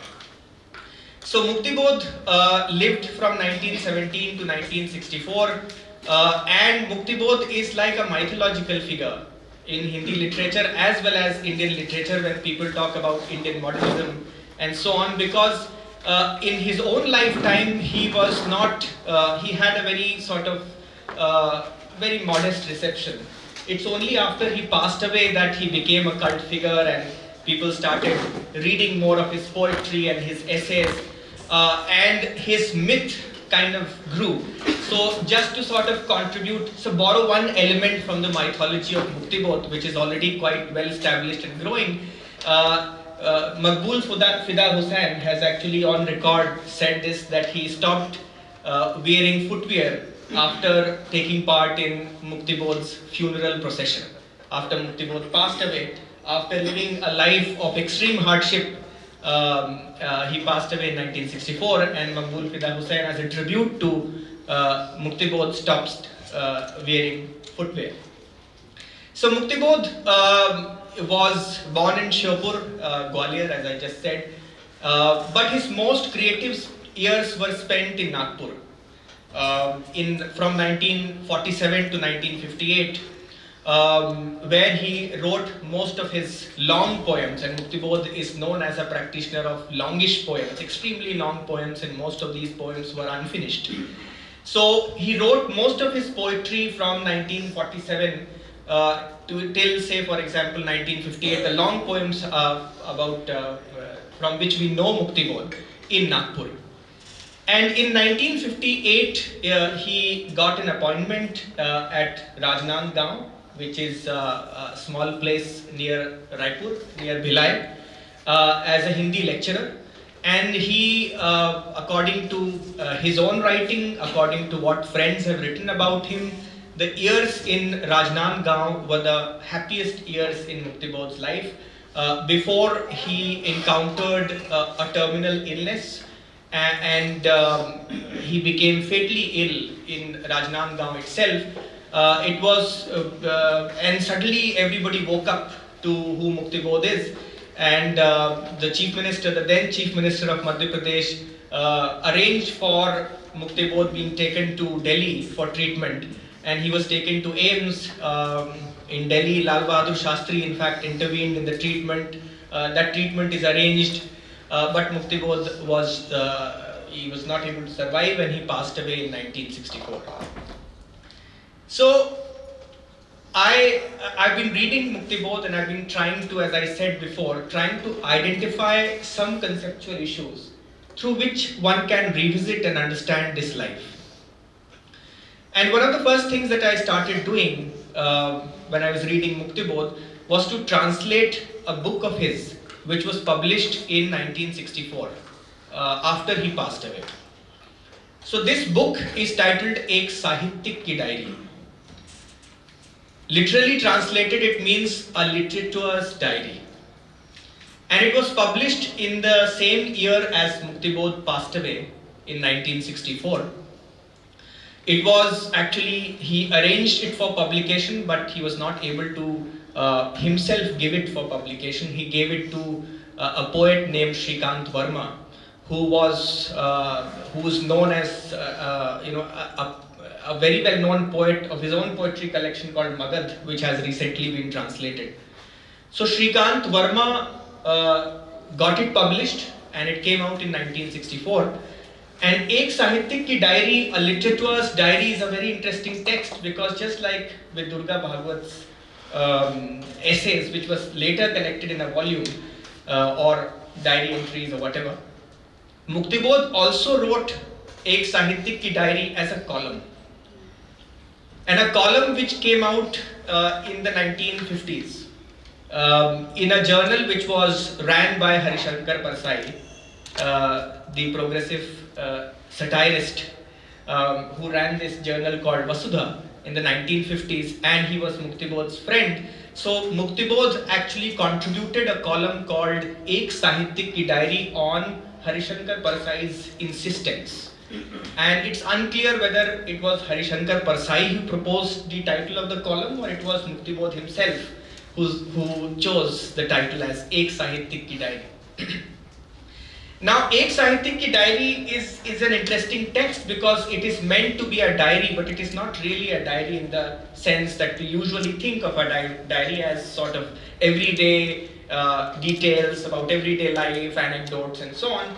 It is actually a set of conversations on literature and aesthetics with friends which are real as well as imagined. So you have people like Virkar, Sonkar, Keshav, and so on. People who are, Muktibodh goes on conversing with them. Either he is walking with them in the forests near Rajnandgaon, Raipur, or say, for example, he is sitting in a drawing room talking to them about questions of literary creation, process of poetry, aesthetic apperception, and so on and so forth. So it's not diary in the sense that we usually think of it. But most importantly, what I was struck by, and this diary contains some of the most important essays which came out of that period of Hindi modernism on aesthetics, on what is the aesthetic process, of which one of the very well-known essays, which is otherwise known in other languages too, quite well read, is called Tisra Chhan, which literally translated is the third movement, and it's a longish essay on Muktibodh's own understanding of his creative process, which I've translated into English as the third movement. So this essay is also part of that diary.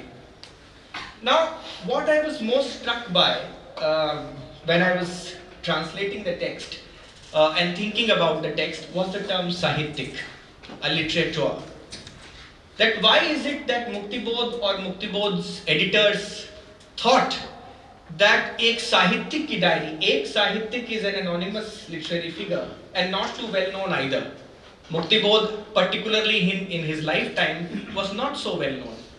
And why is it that a Sahittik, a literature as a social type should be of so much interest to the readers in the Hindi public sphere and even otherwise? Why is it that they chose the term Sahittik? And here sort of my sociologist sort of steps in, and I was thinking about why is it that Sahittik should be a category which is not just limited to Muktibodh.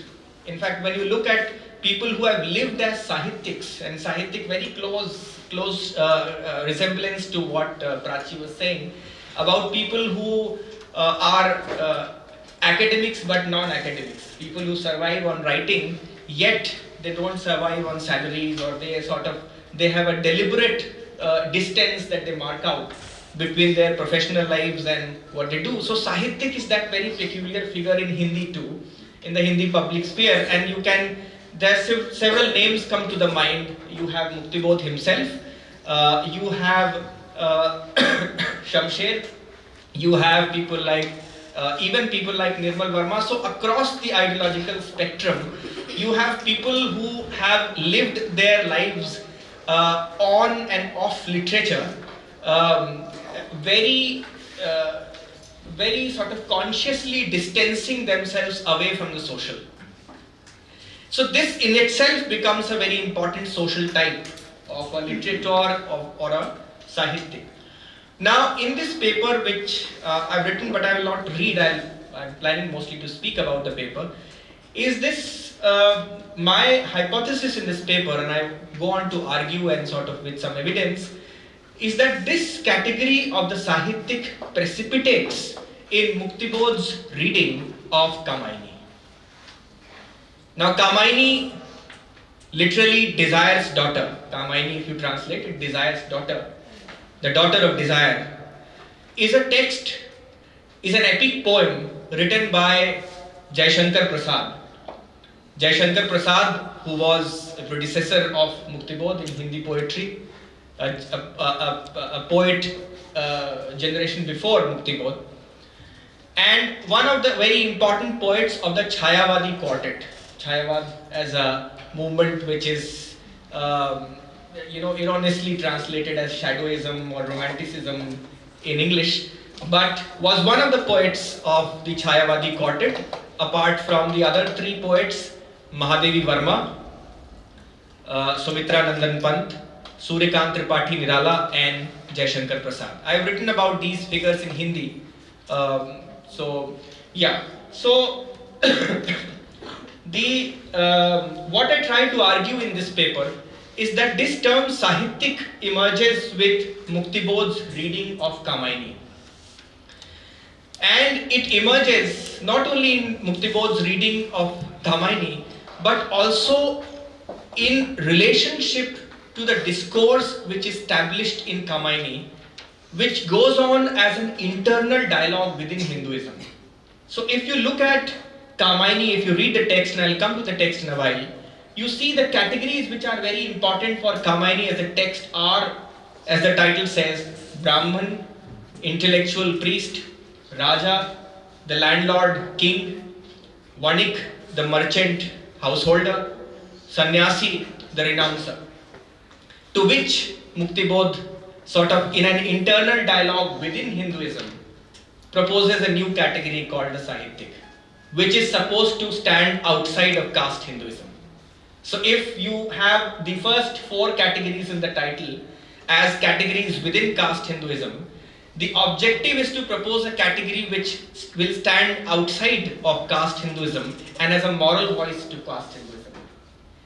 Whether he succeeds or not is something which I'll discuss, but he points out that Sahityik is a 5th category.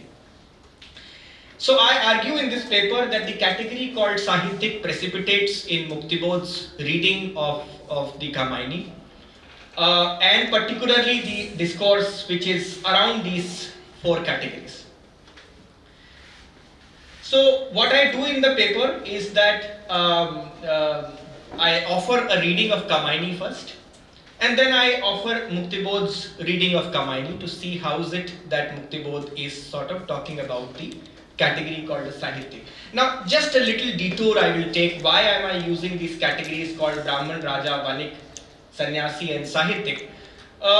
If you read the social anthropologist Veena Das's work on the structure of Hinduism, particularly her first book called Structure and Cognition, you see that in a debate with Louis Dumont, another sociologist who only look at Hinduism in terms of hierarchy or only look at Hinduism in terms of the purity pollution axis, she proposes that we should look at Hinduism through a fuller logic of relationships. And according to that, she comes up with these 4 categories, Brahman, Raja, Vanik and Sannyasi, as encompassing the fuller logic of relationships which characterizes caste Hinduism.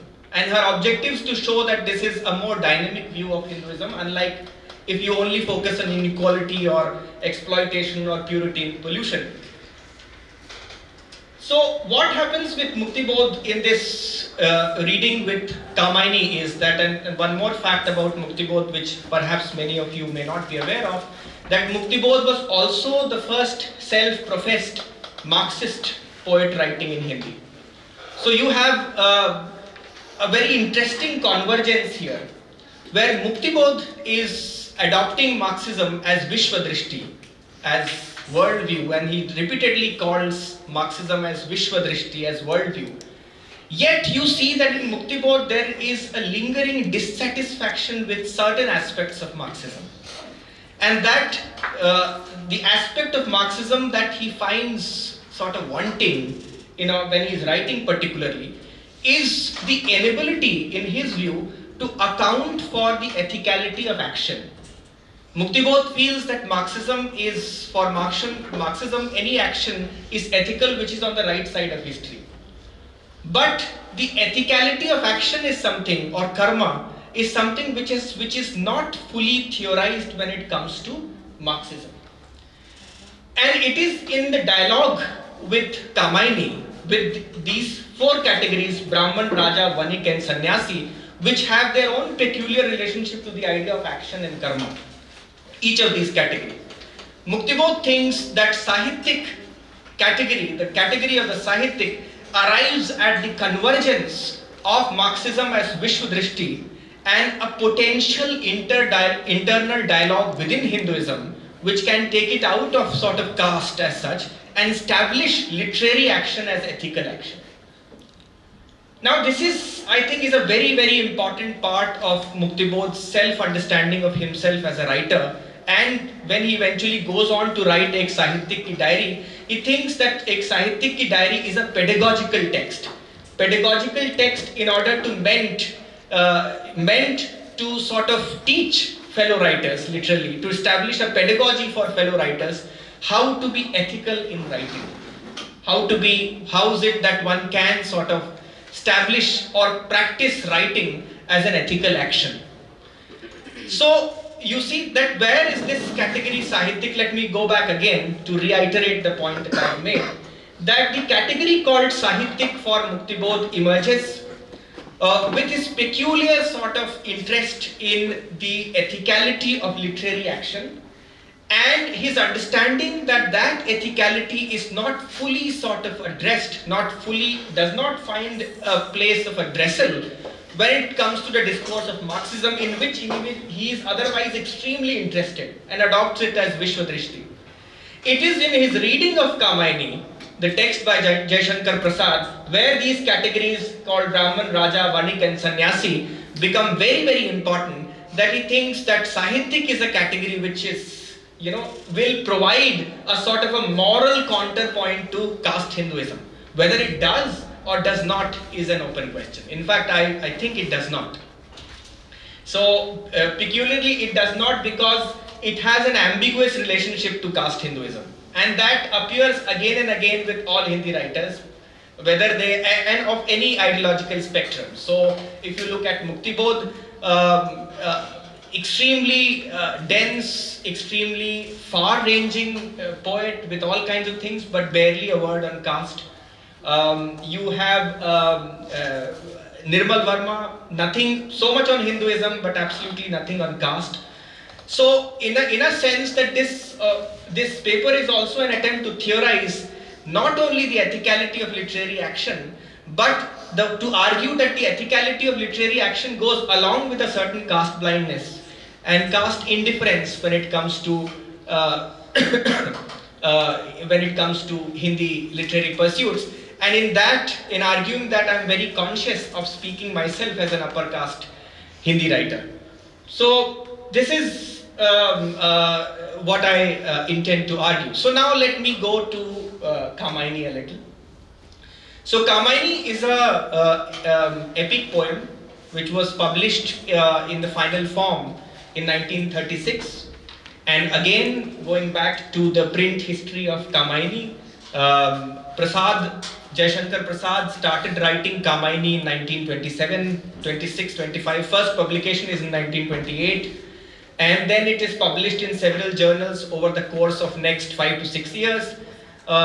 Different cantos of it are published in next to 5 to 6 years, where it is ultimately published in a book form in 1936, 1937. So Muktibodh starts reading Kamaini in the late 1930s as a young aspiring poet, and he reads. What is really amazing about Muktibodh's reading of Kamaini is that reading goes on for next 20 years. So he has himself said in the, so this is the recent edition of the book called Kamaini Ek Punarvichar, which is Muktibodh's book on Kamaini. So in the preface he tells us that this reading he has been carrying out since last 20 years. So if we suppose in 1939 he starts reading the Kamaini, the first article he publishes on the Kamaini is around 1942-43. Then several other articles come out until it is finally published in 1953-54. And it's interesting because Kamaini Ek Punarvichar, this book, and a textbook on history are the only two books that Muktibodh published in his lifetime.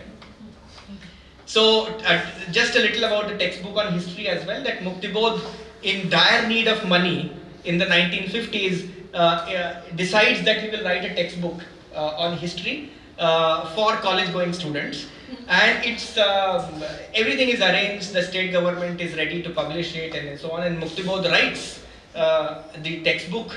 It's called on the Bharat Ek Itihas.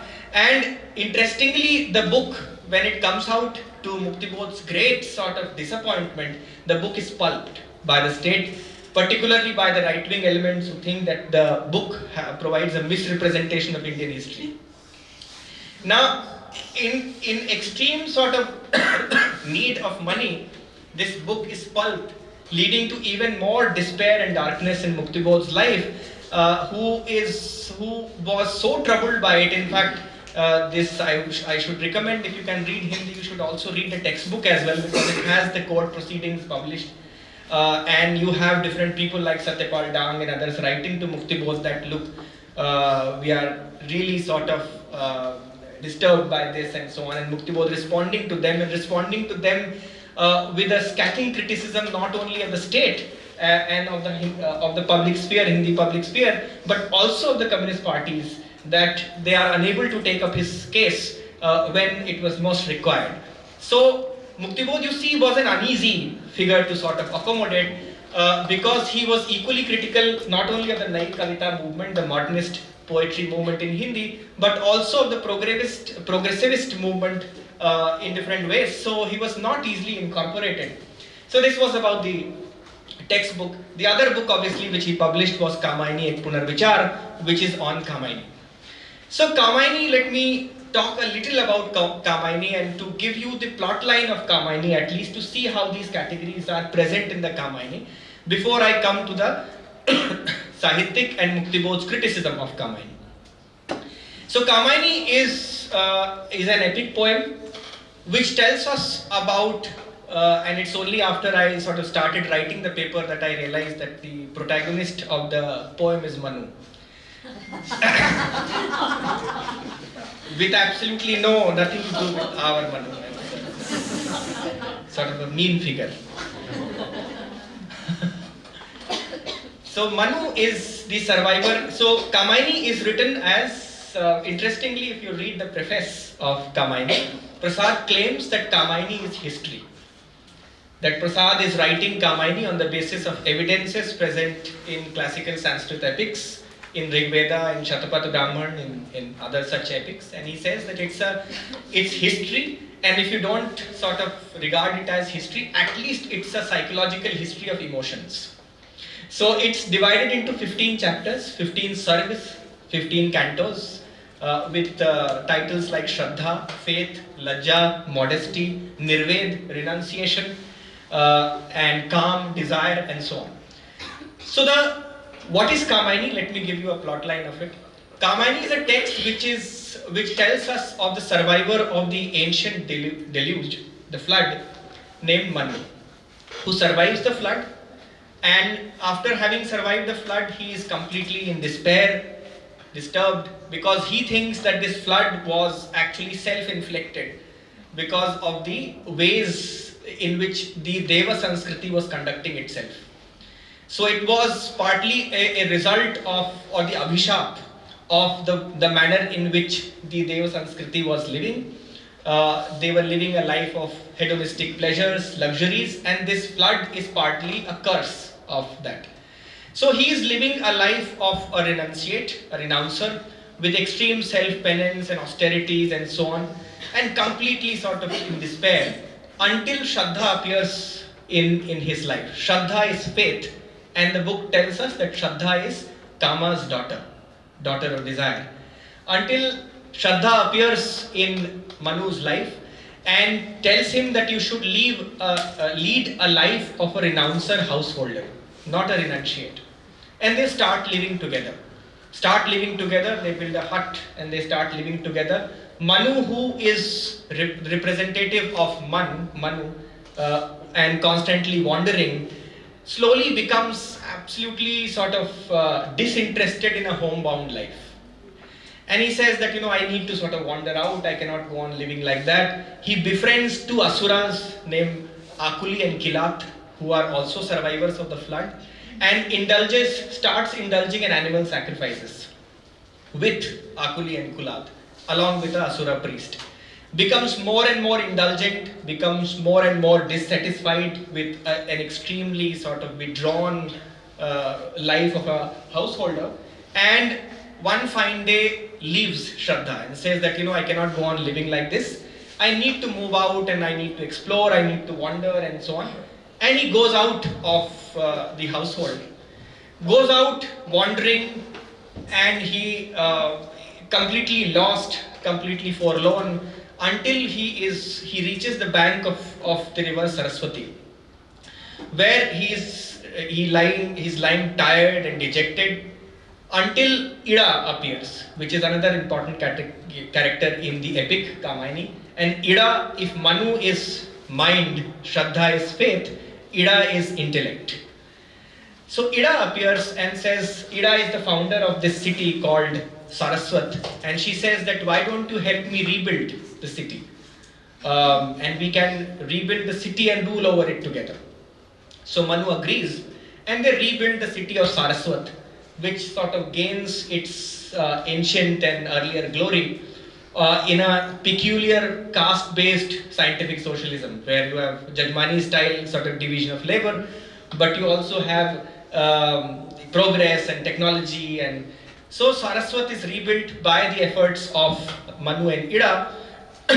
Manu again displaying the same sort of wandering instinct and restlessness of a modern individual, although he's not portrayed as a modern individual by Prasad, decides that he wants to take Ida as queen, not just a partner in rebuilding the city, and makes inappropriate sexual advances towards Ida, which is not tolerated by the population, the Praja, and literally the term which is used is Praja, and they rise in revolt against Manu, including Ida. Shraddha, on the other hand, has a premonition of these events to come. She thinks that these events will eventually come, and this is something which is, she sees a dream where this is happening to Manu. And it actually becomes a reality where the Praja is revolting against Manu. They wage a war against Manu, where everybody from the Praja to Ida to the gods are also against Manu, because unbeknownst to Manu, we are told by Prasad that Ida is also Manu's symbolic daughter, because Manu, while conducting the Agnihotra ritual, when he was conducting the Agnihotra ritual, Ida came out of the Agni or the fire. So in a way she is his daughter, but he is not aware of it. So he in a way sort of also commits, and Prasad hints at that incest. And the entire population of Saraswat is against Manu. They rise in revolt. Again he lies defeated and completely dejected and forlorn, to which Shraddha appears with their son named Manav. They appear and they look at Manu's fate, what has happened to Manu.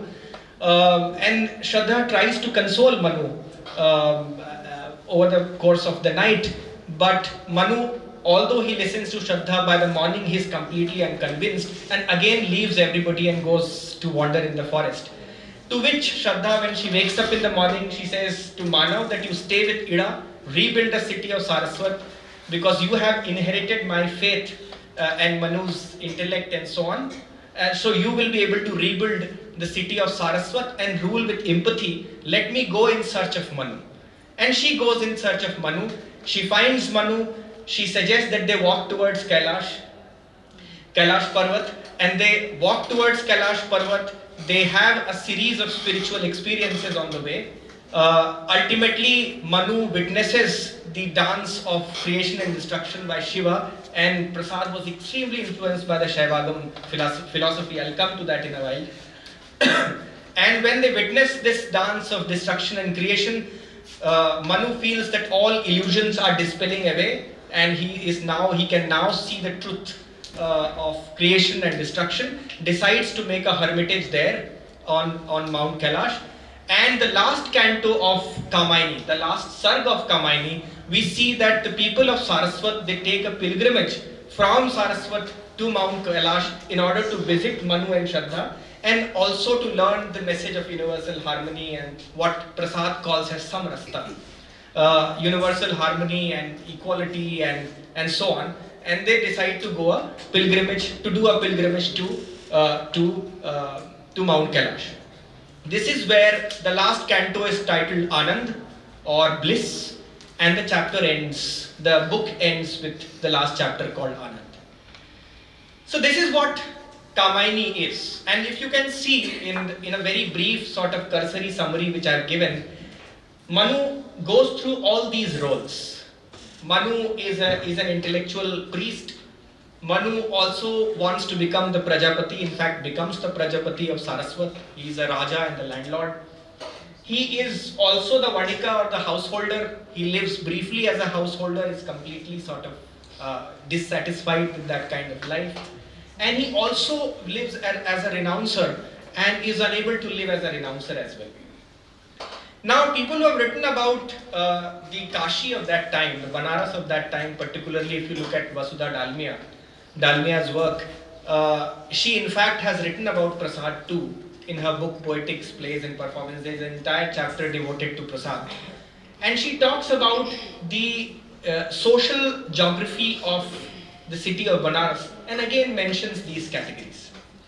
That the Raja or the Kashi Naresh plays such an important part in Kashi, the imagination of the city of Kashi. Brahman, the Pandits and the Pandas, Sannyasi, the Sadhus and the Fakirs. And she gives a detailed description of how these categories also play a very sort of very important role which are present all around, from which perhaps Prasad might have borrowed. Now, what is interesting about Kamaini is that the message of universal deliverance from suffering, from despair, is delivered in the language of aesthetic apperception. So he witnesses the dance of Shiva and he says that this is the truth of creation. And several scholars who write on Kamaini, for example, the Sanskrit scholar named Radha Vallabh Tripathi, who has written on Kamaini, says that Kamaini establishes a certain kind of convergence between Shaivanubhuti, experience of Shiva, and Kavyanubhuti, which is experience of poetry or poetic experience. So even though the figure of the Sahittik is not present in Kamaini, but the figure of Sahitya, which is aesthetic togetherness, is definitely present in Kamaini. So this is what Kamaini is, and just keep that in mind, that a certain theological messaging in Kamaini is delivered through the language of aesthetics. Now Muktibodh starts reading the Kamaini in the late 1930s, and he's extremely annoyed by the book. He's extremely it's not just annoyance with the literary shortcomings of the book, but he's particularly annoyed with Prasad, Jaishankar Prasad. In fact, if you read, it's a very interesting text to read, Kamaini Ek Punarvichar, because you see a very visceral expression of anger against Prasad for having written this Kamaini. Now this is very peculiar, because had it been just literary shortcomings, or had it been just about questions of aesthetics, Muktibodh could have written it in a different language perhaps. But Muktibodh clearly thinks that Prasad is failing at a different level. It is not really about literary qualities of the text which are in question here. What Prasad is failing at is something more fundamental. And Muktibodh thinks that Prasad is failing at being a true Sahittik. And that's why this category called the Sahittik becomes very important in Muktibodh's reading of Kamaini. Now, how does he argue that? Muktibodh says, first of all, that Prasad presents Kamaini as history, but it's absolutely rubbish. It's not history. And he introduces a new term to consider Kamaini and says Kamaini is fantasy. Now fantasy, you might think that fantasy is a term which he borrows from the sort of English diction, and people who analyze fantasy, they usually do it using the Freudian or the Lacanian lens, and they say that this is what fantasy is. But fantasy is actually a term used by Muktibodh in original Hindi. And the essay which I just showed you before when I started talking, called The Third Movement, actually gives a very detailed theorization of what fantasy is. I don't have the space to go into that essay, but Muktibodh says that Kamaini is not history, Kamaini is fantasy. Kamaini is Prasad's fantasy. Kamaini is Prasad's desire for wish fulfillment. And the first step that he takes, he says, in order to show that, he says that Manu is nothing, nobody but Prasad himself. So it's a story of, it's told as a story of Manu, but it's actually a story of Prasad. And it's a story of Prasad, who himself belongs to the merchant class, the Vadik. And it's a story told in the city of Kashi, where social relations of production are transforming, where on the one hand there is an influence of modern individualism and what all it brings with it. On the other hand, there is also a constant sort of looking back to a nostalgic past. So there is this sort of desire, this nostalgia for the feudal past, the past which was, the days which were, and also this adoption of Vyaktivad, individualism. And what is Muktibodh's criticism here. Muktibodh says that Prasad's fantasy takes place at the conjunction of this desire to look back, nostalgia to look back, and also to be forward at the same time. To look back and to sort of adopt individualism, and therein lies, he thinks it's not in Shaivagam philosophy, it's not in Buddhism, it's not in Advaita Vedanta, which again was very influential for Prasad. He says it is in this element that the germ of Kamaini, the core of Kamaini lies. That Prasad is actually Manu and he's living out his own fantasy, not really confronting the changes in the social, by being a Sahittik who is an unacknowledged Sahittik. He writes as a Sahittik, but he tells a tale which is as if an external tale, a tale about something external which happened way back in the past. So it's not a tale in which his own being is involved. It's a tale it's told as a tale which is about something which happened long back. Secondly, Muktibodh says that it's not as if the usage of fantasy as craft is itself a problem. In fact, if you look at Muktibodh's poems and if you look at this essay as well, Third Movement, you will see that he frequently takes recourse to fantasy as a craft principle. So most of his poems they will read as long-winded myths. And if I can tell the title of some of these myths, you have the myth of the Brahma Rakshas, which is another very well-known poem by Muktibodh. You have Andhere Mein, In the Darkness, which has been translated by another Hindi writer named Krishna Baldev Vaid. These are all told as mythic tales with extreme complex images drawn from the history of Hinduism, myths of Hinduism, Tantrism, and so on. So Muktibodh is not saying that fantasy itself is a problem. He says that fantasy, first, there should have been an acknowledgement by Prasad that this is his own fantasy, first.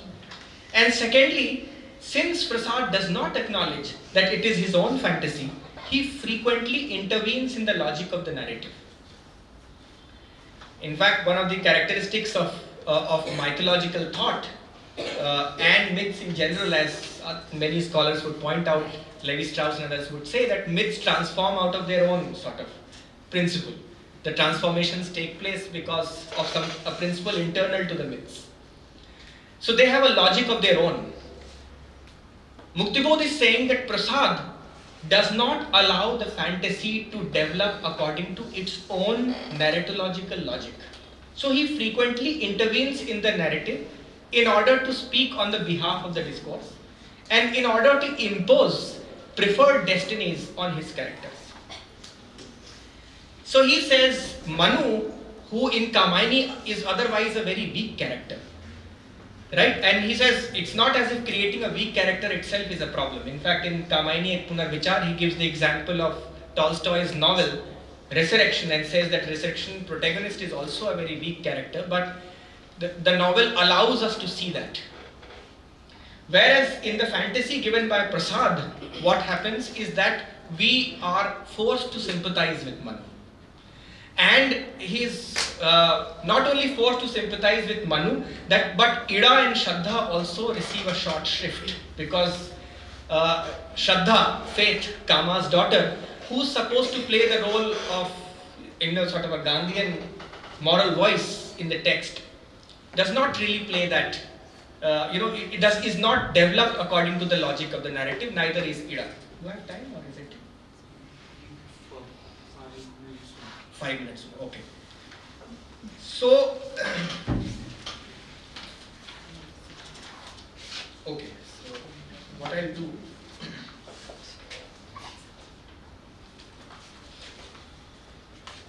So this is Muktibodh's second criticism, and I don't have time to sort of devote my sort of attention to what Muktibodh says about Ida and Shraddha, which is also a very detailed and marvelous analysis. But what I'll do is that I'll summarize the points that I've made so far, particularly Muktibodh's criticism, and I'll end there, and maybe we can get back to these themes in the question-answer session. So what is Muktibodh saying? Muktibodh says that despite being projected as a historical epic or history by Prasad, Muktibodh says in no uncertain terms that Kamaini is a modern poem talking about the modern age. It may seem that Prasad is writing about historical characters from the Vedic period, but Muktibodh interprets the tale of Kamaini not as history but as fantasy. By calling it a fantasy, Muktibodh puts Prasad's life and personality, particularly his life and personality as a writer, at the center of his analysis. In Muktibodh's trenchant criticism, Kamaini is Prasad's fantasy made possible because in the tale of ancient deluge, Prasad found a story form suitable to expand and give some kind of resolution to his wishful imagination. The latter, Muktibodh observes, is generated from Prasad's deeply felt and aching Jivan Samasya, life problem, and that problem is the problem of modern individualism, taking shape at the cusp of the transition from feudalism to capitalism. Manu, the protagonist of the story, is the quintessential modern individual who is neither willing to fully confront or embrace the changes wrought by capitalism, nor he is ready to let go of the memories of feudal mode of life, the life which shaped his character and gave rise to its fundamental desires. He is feeble and weak, but more importantly, is unable to make up his mind on the true malice confronting civilization and ways of overcoming it.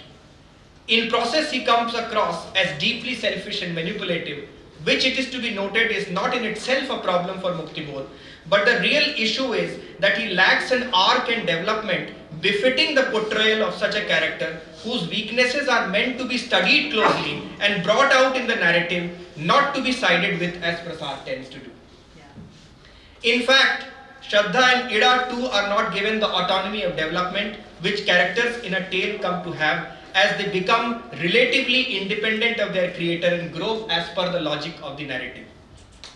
This gives Muktibodh the clue that Prasad frequently intervenes or lets the discourse intervene on behalf of story and imposes a preferred destiny on his characters. Thus, the external logic of discourse takes control over the internal logic of plot. Just to conclude, I'll reiterate the argument part. Nirmal Verma has remarked in a short and characteristically pithy essay on Gajanan Madhav Muktibodh that protestations by the latter notwithstanding, no other Hindi writer of 20th century took literature as deeply to heart and believed in it with as much seriousness as he did. Most of all, he took his identity as a Sahityic literature with utmost responsibility and, if it may be added, suffering. Bearing it as a cross, he tried to cultivate an ethics to be practiced and internalized, particularly by a person of literature, obviously with lasting consequences for their writing too. This paper attempts to locate the emergence of the category called Sahityic in Muktibodh's reading of Jaishankar Prasad's epic poem Kamaini and shows that it has to be understood in reference to the structural partitions of Hinduism, Brahmin, Raja, Vanik and Sannyasi, closely brought out and subjected to rigorous analysis by Veena Das. After offering a condensed statement of the problem and outline of the core argument, the paper proceeds to offer a motivated plotline of Kamaini to suggest an anchoring of Sahityic in the context of above categories. Underlining the implicit interlacing of the theological and the literary in Kamaini, the paper brings out the centrality of Sahityic to Muktibodh's scathing criticism of the text in the following. In the last section of the essay, we see how the social type of Sahityic precipitated through years of intense immersion in a life of words and serves to underline and capture the ethicality of literary action, which the ideological commitment to Marxism alone was not able to do for Muktibodh. Thus, the paper shows that the category Sahityic emerges as Marxism as Vishwadrishti is made to account for the problem of ethics of action inherent in the discourse of Hinduism, not so much to do with caste as with karma or action. This way of putting the literary and the sociological together is suggested to lead towards important insights as the literary history of Hindi is revisited through the perspective outlined in this paper. Thank you for your time.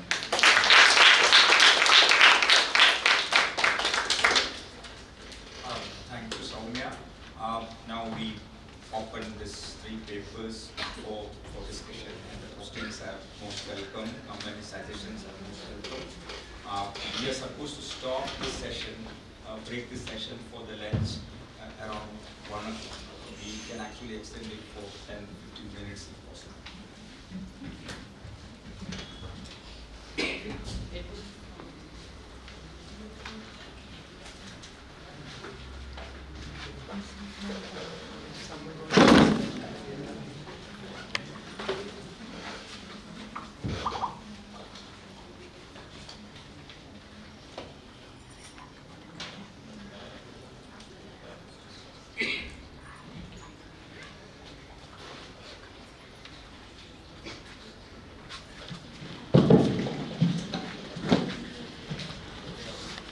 This question is for John.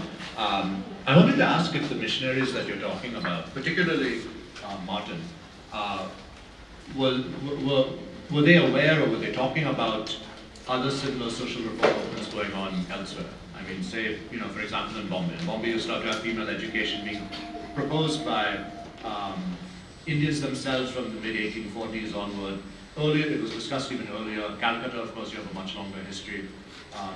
Is there some discussion and comparison going on as well, in addition to the outside impetus, in missionary circles of discussing these social reform efforts?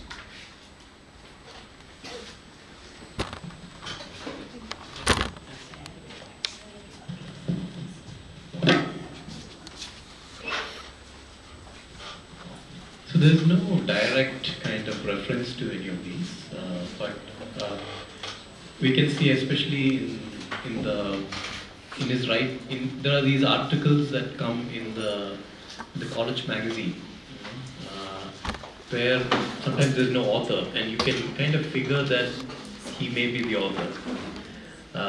And there are references to things that are happening across India, and also, like for example, on abolitionist movement elsewhere. So those kind of writings are there, which are more presented as more of kind of general knowledge of world, not having a knowledge of the world. But there are elements of what is happening across referred to, though it doesn't formally come into what he writes. If I may just add one more thing. So, I mean, that's around the time of the American Civil Wars. Is that being discussed as well? Within the context of slavery in India? Yes, yeah, not again the Civil War. I don't remember if there is an exact article on the Civil War itself, but that is there. That I've seen some mention of it. I have not really focused a great deal of attention on it, but there are references to it. Yeah.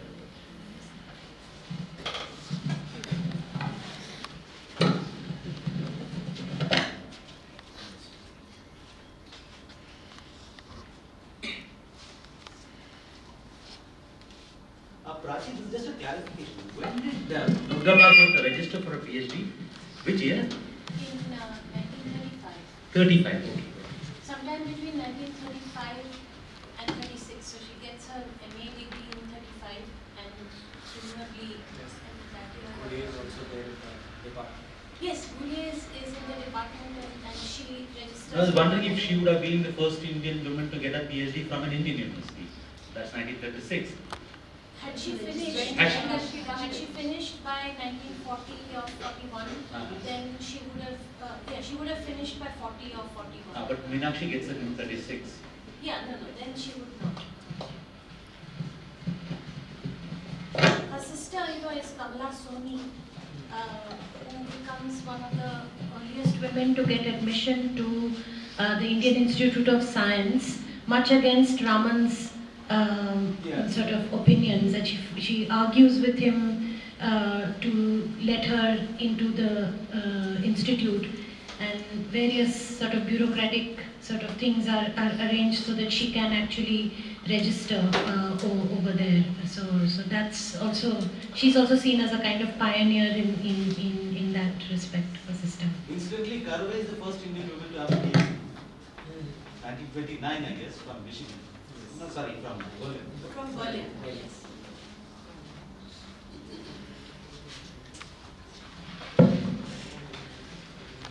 So, I have a question for Prachi. but also for Soumya. Yeah? And I'll ask both and see. Both projects show a very deep sort of a movement towards an intimate kind of life writing, right? Or an encounter with a particular life. So I was interested in, maybe this is more relevant to Prachi, I was interested in not just a conceptual, but also the affective motivations and terrains that actually draw us sometimes to a certain figure. And this idea of being drawn to a particular figure, a figure that we may not fully like sometimes actually, a figure that we may have a slightly ambivalent relationship with.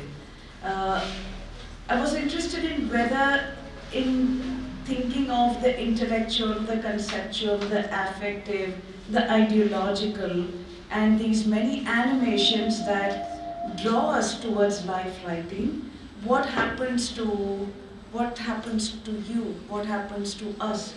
Do you come away enriched, scathed somewhat? And what are the ways by which both of you are thinking of these forms of ambivalences in the figures that you're studying? And if I may kind of now break it down in more particular ways, I was thinking of Durga Bhagwat, and you mentioned that at a time that she is writing, there are many other people also who are writing, and the one that particularly drew my attention because I've sort of been closely reading it for some years now is Daya Pawar's Barut, right?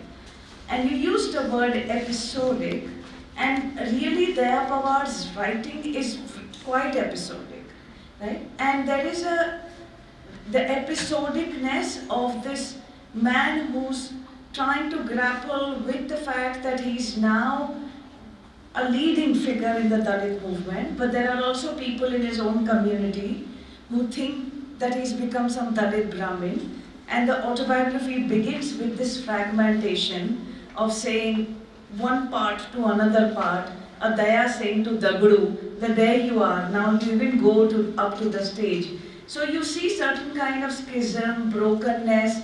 The episodicness is manifest in a slightly, sometimes incoherent voice and memory. You know, every now and then Daya will say to us, Mikai martu ato, mi visarlo ata. And then he will sort of say, okay, this is what I was talking about, and so on. That is not the kind of episodicness that we will find in Durga Bhagwat. So I was also interested in how do you think of voice? How do you think of coherence, of a certain voice, of a certain life and self that comes over in these interactions? And what might be, I mean, Durga Bhagwat is an interesting figure. She's not it doesn't look like a project of some, what shall I say, a recovery of an unknown person, right? It doesn't look like. So I was very interested in what might be your pull there. Soumya, I was hoping I could draw you out more on that particular formulation, ek sahityik ki diary. And it seems to me that sahityik ka hona wahan par is also to kind of, because diary is such an ordinary, everyday, roz nishi ka kaam hai, that to say this is not just diary, like in this ordinary quotidian manner, but it is a literator's diary. But I'm not sure I understood that particular formulation which you put up there. That's your formulation, right? Which you draw from Veena Das. Is that what you were saying? I don't have the time, but I will. We can talk about it. Yeah. But Okay. I talk about it briefly. Right. And I was interested in what happens to labor in that categorization. Is Veena Das not giving it, or because in that Brahman, Raja, Vanik or Sannyasi mein kahin pe koi Shudra, labor? Vanik is actually, it's a shifting category which also includes Shudra. So I'll come to. Okay. So yeah. So just that. So maybe some part of the question was for both of you.